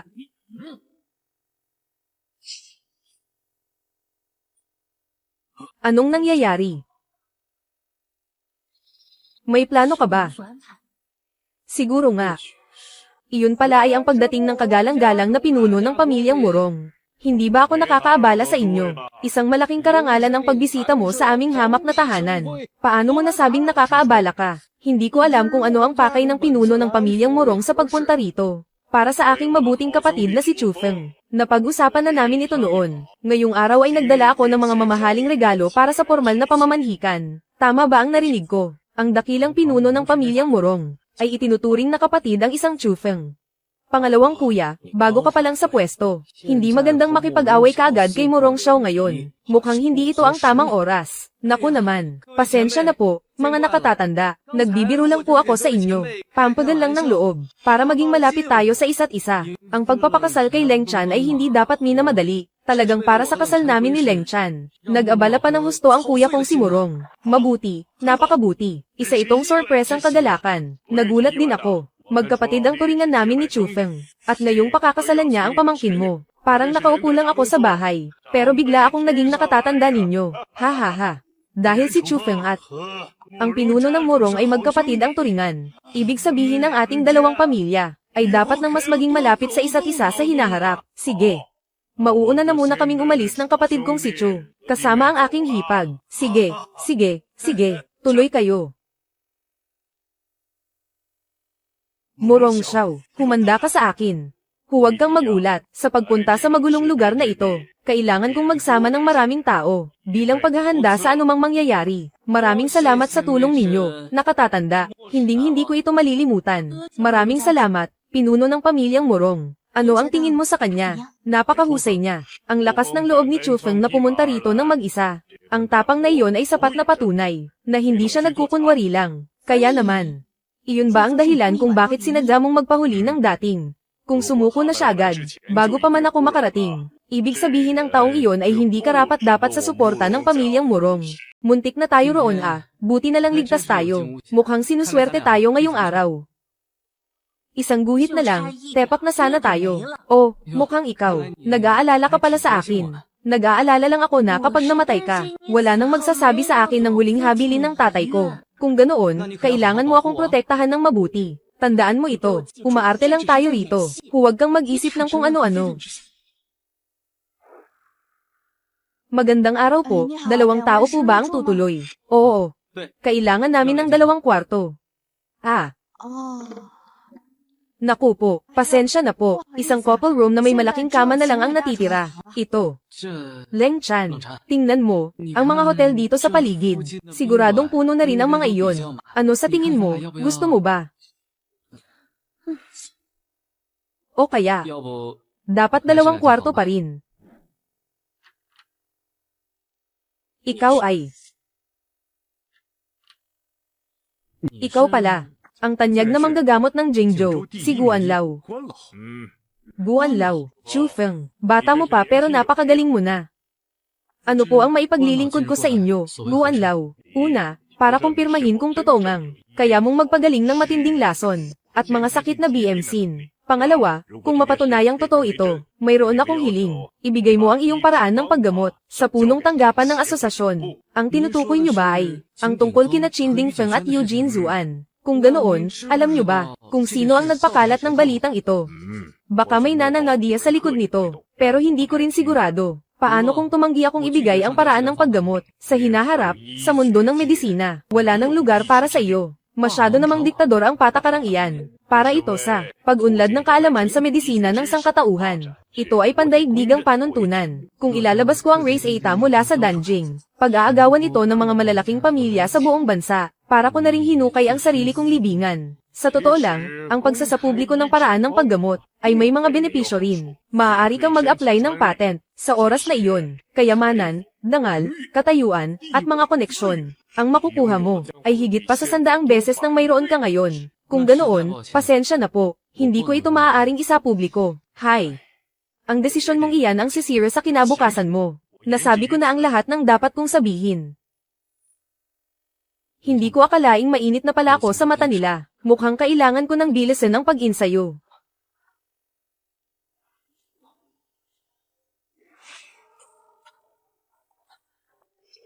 Ito ay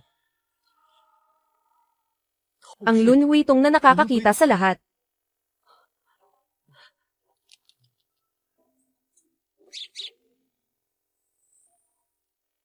Ngungkikan How KY. Isang hakbang na lang at magiging tinangso na ako.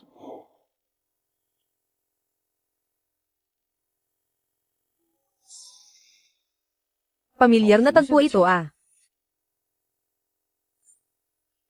Ipakikilala ko ang aking sarili. Ako si Tuo Bashing. Ikinagagalak kitang makilala. Sana ay magkasundo tayo. Jia Takpo ba? Anong kailangan niyo sa akin? Mukhang kilala na ni Ginoong Chufeng ang aming pamilya. Sa totoo lang.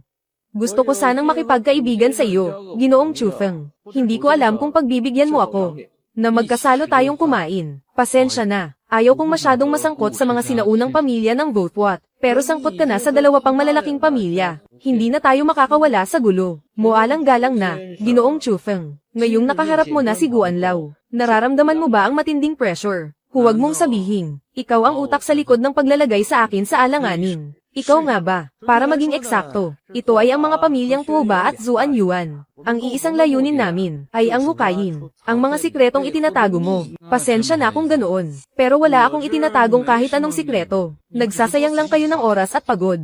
Huwag ka nang magpanggap. Wala kang backer, at wala ka ring sapat na lakas. Pero bigla kang nagkaroon ng pambihirang galing sa medisina. Siguradong nakakuha ka ng isang banal na kayamanan. O di kaya'y pamana mula sa isang dakilang master. Basta't ibigay mo iyan sa amin. Kaming 2 malalaking pamilya, ay tinitiyak na mananatili kang malaya, at mamumuhay sa karangyan, na walang anumang kakulangan. Paano kung tumanggi ako, at hindi makipagkasundo? Sa tingin mo ba makakaalis ka rito ng buhay ngayong araw? Kahit napatayin kita rito ngayon, ang pinakamalalang mangyayari ay ang pakikipag-upakan sa pamilya Murong. Pareho lang tayong masasaktan. Ha ha ha. Anong tinatawa-tawa mo? Sasabihin ko ito sa iyo ng tapat. Ang tanging pagkakamaling nagawa mo ay ang hindi pagpigil sa paglakas ko habang maaga pa. Anong ibig mong sabihin? Akala nyo ba talaga ay natatakot ako sa inyo? Akala nyo ba ay wala akong laban at mahina ako? Pasensya na, pero bibigwin kita. Paano itong nangyari? Chufeng, ano man ang mangyari ngayong araw, kailangang mamatay ka. Sino ang nangangahas na galawin siya? Lengchan ng Zuan Yuan. Ikaw pala. Tuo Bashing, balak mo ba talagang kalabanin ng harapan ang aming pamilyang Zuan Yuan? Alis na tayo.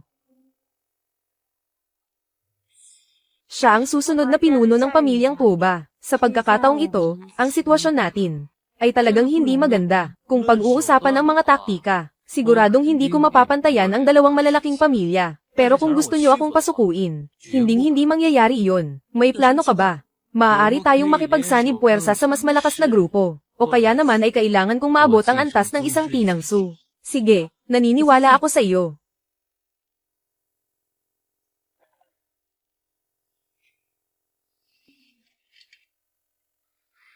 Upo ka. Pasensya na, naistorbo pa kita sa ganitong kalalim na gabi. Ano ka ba? Huwag mong sabihin iyan. Isang karangalan para sa akin ang makasama ang isang magandang babae sa pagkain. Sa totoo lang, naparito ako para magpaalam sa iyo. Anong nangyari? Simula bukas, pupunta na ako sa Date para mag-aral ng sining ng pagpipinta. Pangarap ko na ito bata pa lang ako. Ngayong wala na akong sakit na iniisip. Gusto ko nang maging matapang para habulin ang pangarap ko. Magandang balita iyan. Ang taong walang pangarap ay parang isdang tuyo na walang saysay. Chufeng. Gusto kita. Gusto kita. Ito ang bagay na bago ako umalis ay pinakagusto kong sabihin sa iyo. Isang karangalan ang magustuhan mo. Ngunit sa ngayon, wala pa akong balak pumasok sa isang relasyon. At isa pa, isa lang akong hamak na lalaki. Paano ako magiging karapat-dapat sa iyo? Hindi mo kailangang maliitin ang sarili mo. Siguro nga ay tama sila, na hindi tayo galing sa iisang mundo. Pero gusto ko lang malaman mo, na kahit nasaan ka pa, o anuman ang mangyari, may isang tao na laging nagmamalasakit sa iyo. Sige na, tapos na rin naman tayong kumain. Labas muna tayo at maglakad-lakad. Sige. Tindahan ng sugal sa bato. Tamang-tama, masusubukan ko ang talas ng lunhuitong. Bakit hindi natin subukan sa tindahang ito? Sakaling makakuha tayo ng magandang klase, gagawan kita ng alahas bilang regalo. Sige ba?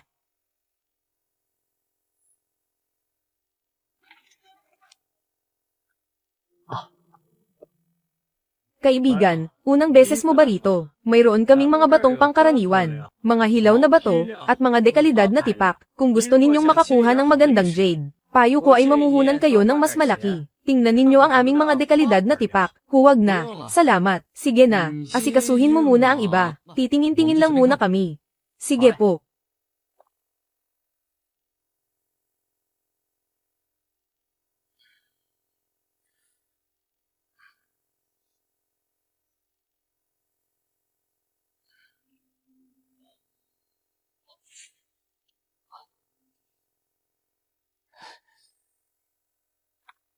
Magkano ang isang tipak na ito?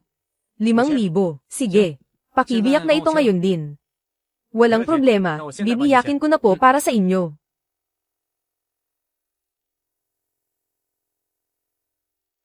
Ngayon, tutulungan ko ang ginoong ito, na buksan ang batong ito. Mukhang hindi maganda ang batong ito. Palagay ko, hindi man lang aabot ng ilang daan ang halaga nito. Baguhan ka lang siguro, sa susunod mag-ingat ka. Kung hindi mo kaya, ako na ang titingin para sa iyo. Wow! Aba, may tunay na jade nga sa loob. Swerte lang siguro ng baguhan. Sobra namang swerte nito, parang nakapulot ng ginto sa basura. Isang kalahating aninag na bin-green jade. Kaya lang, medyo maliit ang sukat. Sa tingin ko, nasa 20,000 yuan ang halaga nito. Medyo maliit nga. Pipili pa ako ng 2 mas malaki, para makagawa ng isang set ng alahas na jade para sa iyo. Sapat na iyan. Hoy, bata, akala mo ba palengke lang ito ng gulay, na makakakuha ka ng jade kahit kailan mo gusto? Tsamba lang ang nangyari sa iyo ngayon. Tingnan natin sa susunod. Pastahan, wala ka nang makukuha kahit kay titing. Huwag mo akong maliitin. Paano kung makakuha ulit ako ng jade? Kapag nakakuha ka pa ng mas maganda, handa akong magbayad ng 5 beses sa presyo nito. At luluhod pa ako para humingi ng tawad sa iyo. Sige, siguraduhin mong hindi ka magsisisi mamaya. Huwag ka nang madaldal. Si Lao Niyo ay may isang salita. Ang laway ko ay parang pako, hindi nababali. May 300,000 rito. Sisibayan kita sa laro mo ngayong araw. Huwag na lang kaya nating ituloy. Ayos lang, laro-laro lang naman ito. Ang mahalaga, gusto kitang gawa ng isang set ng alahas na jade.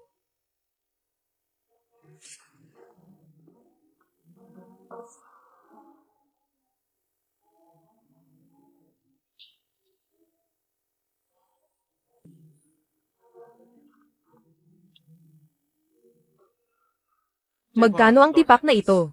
Karaniwang dekalidad na tipak lang iyan. 20,000 yuan. Sige, ito na ang kukunin ko. Hay, halatang halata na wala siyang alam. Kahit ang pinaka-basic na kaalaman ay hindi niya alam. Malinaw na marami lang siyang pera pero kulang sa bait. Bata, payo ko sa iyo, mag-isip ka munang mabuti. Karaniwan lang ang ganitong klase ng bato. Pang-uto lang iyan sa mga baguhan. Kadalasan, ordinaryong bato lang ang laman niyan. Baka maubos ang pera mo at pati pantalon mo ay mawala. Lao Niyu, mag-ingat ka sa mga sinasabi mo. Kalayaan niya kung ano ang gusto niyang piliin. Hindi ko nababaguhin. Huwag na nating tingnan ang iba. Kahit ano pa ang gawin, puro basura lang ang lalabas dyan. Hindi kaya ang batang ito. Sinwerte lang yata siya ng sobra. Anong sinasabi mo? Imposibleng may jade talaga sa loob niyan. Huwag kang magmadali, tinitingnan ko pa. Hanggang dito na lang to. Puro depektong bato ang lumabas kanina. Paano nagkaroon ng ganyan kalaking piraso ng jade? Meron pa talaga.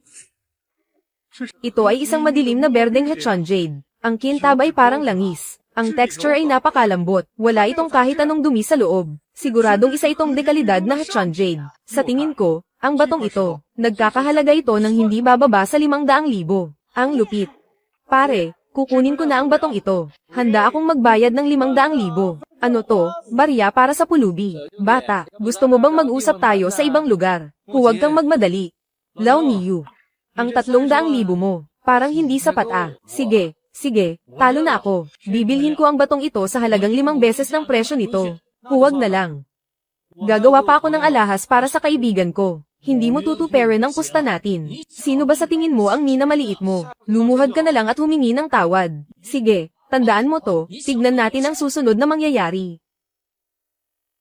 Hay, alis na, tapos na ang palabas. Pakibalot na ito, kagalang-galang na panauhin. Pinapatawag po kayo ng aming amo para mag-usap. Maupo po kayo.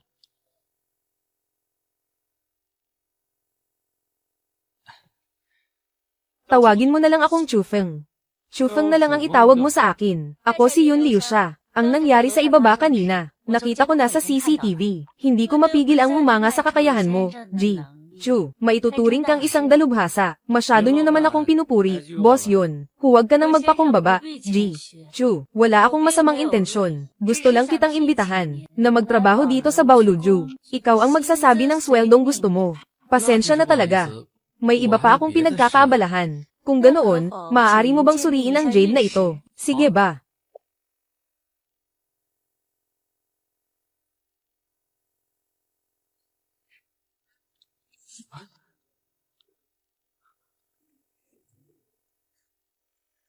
Kasing itim ng tinta. Ang ibabaw ay parang kristal. Ang bigat ay parang bundok at dagat. Ang liit lang nito pero may napakalakas na enerhiya sa loob. Ang aking lunwetong. Hindi man lang masilip ang loob nito. Ji-Chu. Boss yun, saan galing ang itim na batong ito? Ito ang huling iniwan sa akin ng tatay ko bago siya pumanaw.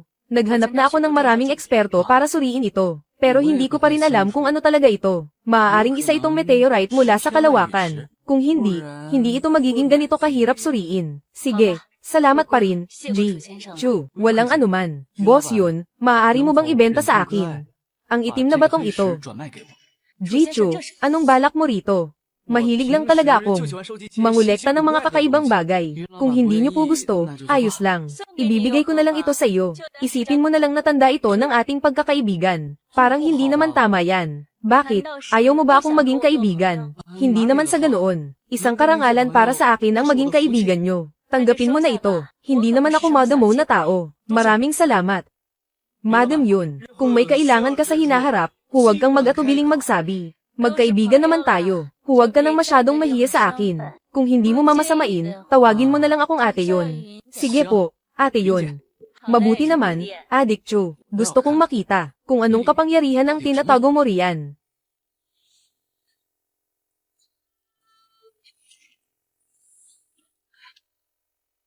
Ang garbo.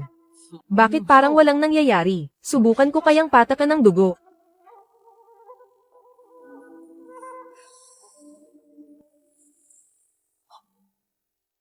Kamangha-mangha.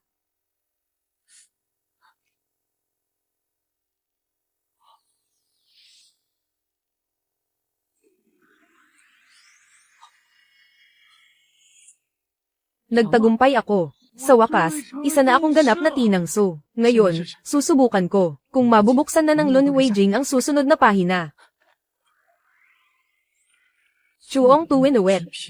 Pagkontrol sa daloy ng oras.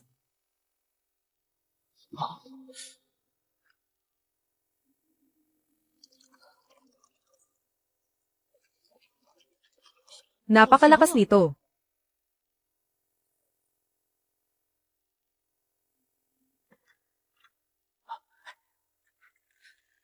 Magandang balita, nakaabot na ako sa antas ng tinangso. Hehe, mula ngayon, matuto kang rumispeto sa akin. Kundi, mag-ingat ka baka, binabati kita. Ngayong nandito na tayo, dapat mo nang sabihin sa akin ang lahat ng katotohanan na nalalaman mo.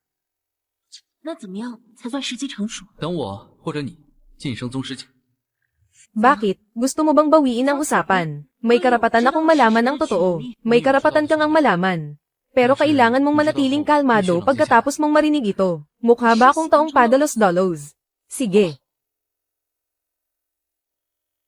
Sa totoo lang, ang tatay mo ay hindi talaga ginustong putulin ang ugnayan mo sa Jia Tokzuan Yuan. Gusto lang niyang isipin ng mga kamag-anak mo na wala kang balak manatili sa pamilya para isipin nilang hindi ka banta sa kanila. Ganoon lang iyon. At isa pa, ang tatay mo, hindi siya namatay dahil sa sugat, kundi dahil sa lason. Anong sabi mo? Ang lason na iyon ay unti-unting uubos sa buhay at lakas ng isang tao. Noong sinuri ko siya, huli na ang lahat para iligtas siya. Imposible. Paano magkakaroon ng pagkakataon ng ibang tao na lasunin siya? Kaya nga ang naglason sa kanya ay hindi ibang tao. Anong ibig mong sabihin?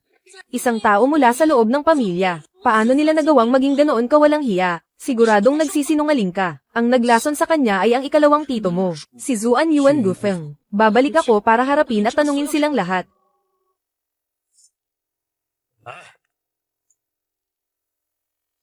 Leng Chan, bakit ka bumalik? Tito, isang bagay lang ang itatanong ko sa inyo. Kayo ba ang naglason at pumatay sa tatay ko? Ang lakas ng loob mo, Zuan Yuan Leng Chan. Ang tungkol sa dating pinuno ng pamilya, ay matagal nang naayos at nalinaw. Nasisiraan ka na ba ng bait? Inaakala mo ba talaga, na ikaw pa rin ang senyoritang katulad ng dati? Leng Chan, alam kong hindi ka masaya sa panggigipit ng pamilya kay Chufeng. Pero magkadugo pa rin tayo. Ano man ang problema, pakalmayin natin ang ating mga puso. Maupo tayo at pag-usapan ito ng maayos. Zuan Yuan Leng Chan. Huwag kang bastos. Binibigyan ka na ng mukha ng pinuno ng pamilya. Mas mabuting lumuhad ka na ngayon at humingi ng tawad. Tama, humingi ka na agad ng tawad. Humingi ng tawad. Gusto ko lang mabigyan ng katarungan ang tatay ko. Sino ang magtatangkang humipo sa kanya kahit kay Titing? Subukan nyo lang. Chufeng, paano siya nakapasok dito? Ang mga gwardya ba sa labas ay mga palamuti lang? Huwag mo silang sisihin. Isang kawan lang sila ng mga mahihina. Ngayon ay mahimbing na silang natutulog. Ang lakas ng loob mo. Kusa kang lumapit dito para mamatay. At nagagawa mo pang magmalaki.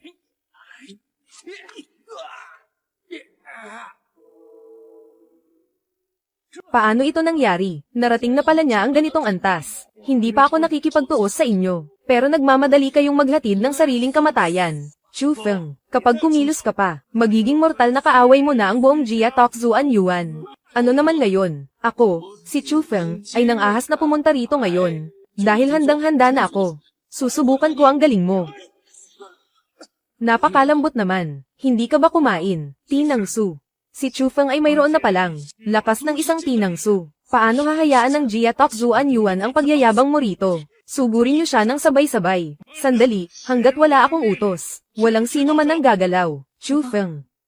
Hindi pa malinaw ang lahat sa ngayon. Huwag kang padalos-dalos. Chufeng, ano ba talaga ang gusto mo? Ang aming Jia Tokzuan Yuan ay nasa ilalim ng proteksyon ng gobyerno ng Jingzhou. Kung ipagpapatuloy mo ang iyong katigasan ng ulo, wala kang mapapala kundi kapahamakan. Ngayon ay alam mo na kung paano matakot. Huwag kang sumobra. Gusto mo ba talagang magkaubusan tayo? Hindi ka karapat-dapat. Ikaw na hayop na pumatay sa sarili mong kapatid. Mabuti nga at hindi pa kita direktang pinapatay. Ikaw, huwag kang magbintang ng walang basehan. Ako pa ang walang basehan. Kung ganoon, bakit ibinigay ng dating pinuno ang pamanang hiyas sa akin at hindi sa iyo? Ano? Nasa kamay mo ang pamanang hiyas. Ang dating pinuno ay nalasan ng Qin Hotan, na mismong gawa ni Zuan Yuan Gufeng. Suriin ang bangkay at malalaman ang totoo. Ikaw, puro kakalokohan. Huwag mong linlangin ang mga tao rito. Papatayin kita. Papatayin ako. May kakayahan ka ba? Tinangsu. Isa nga siyang tinangsu. Ngayong araw, itutuwid ko ang lahat para sa dating pinuno, at para sa aking mapapangasawa na si Leng Chan. Sino mang hamarang ay walang awang papatayin. Kakasuri ko lang sa bangkay. Tama ang sinabi ni Chufeng. Ang dating pinuno ay namatay nga dahil sa lason. Ama. Sa wakas ay naiganti na kita ng iyong anak. Ano man ang mangyari, kailangan mong mamuhay ng mabuti. Huwag mong bibigwin ang iyong ama. Ano man ang maging problema mo, lapitan mo lang ako. Mula ngayon, ang Jia Tokzuan Yuan ay ipapaubaya na kay Leng Chan. May problema ba roon? Wala po. Chufeng. Salamat sa iyo.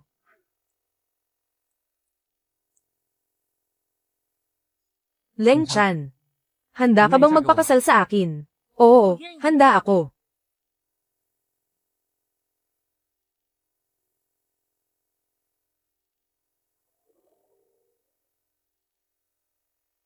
Leng Chan.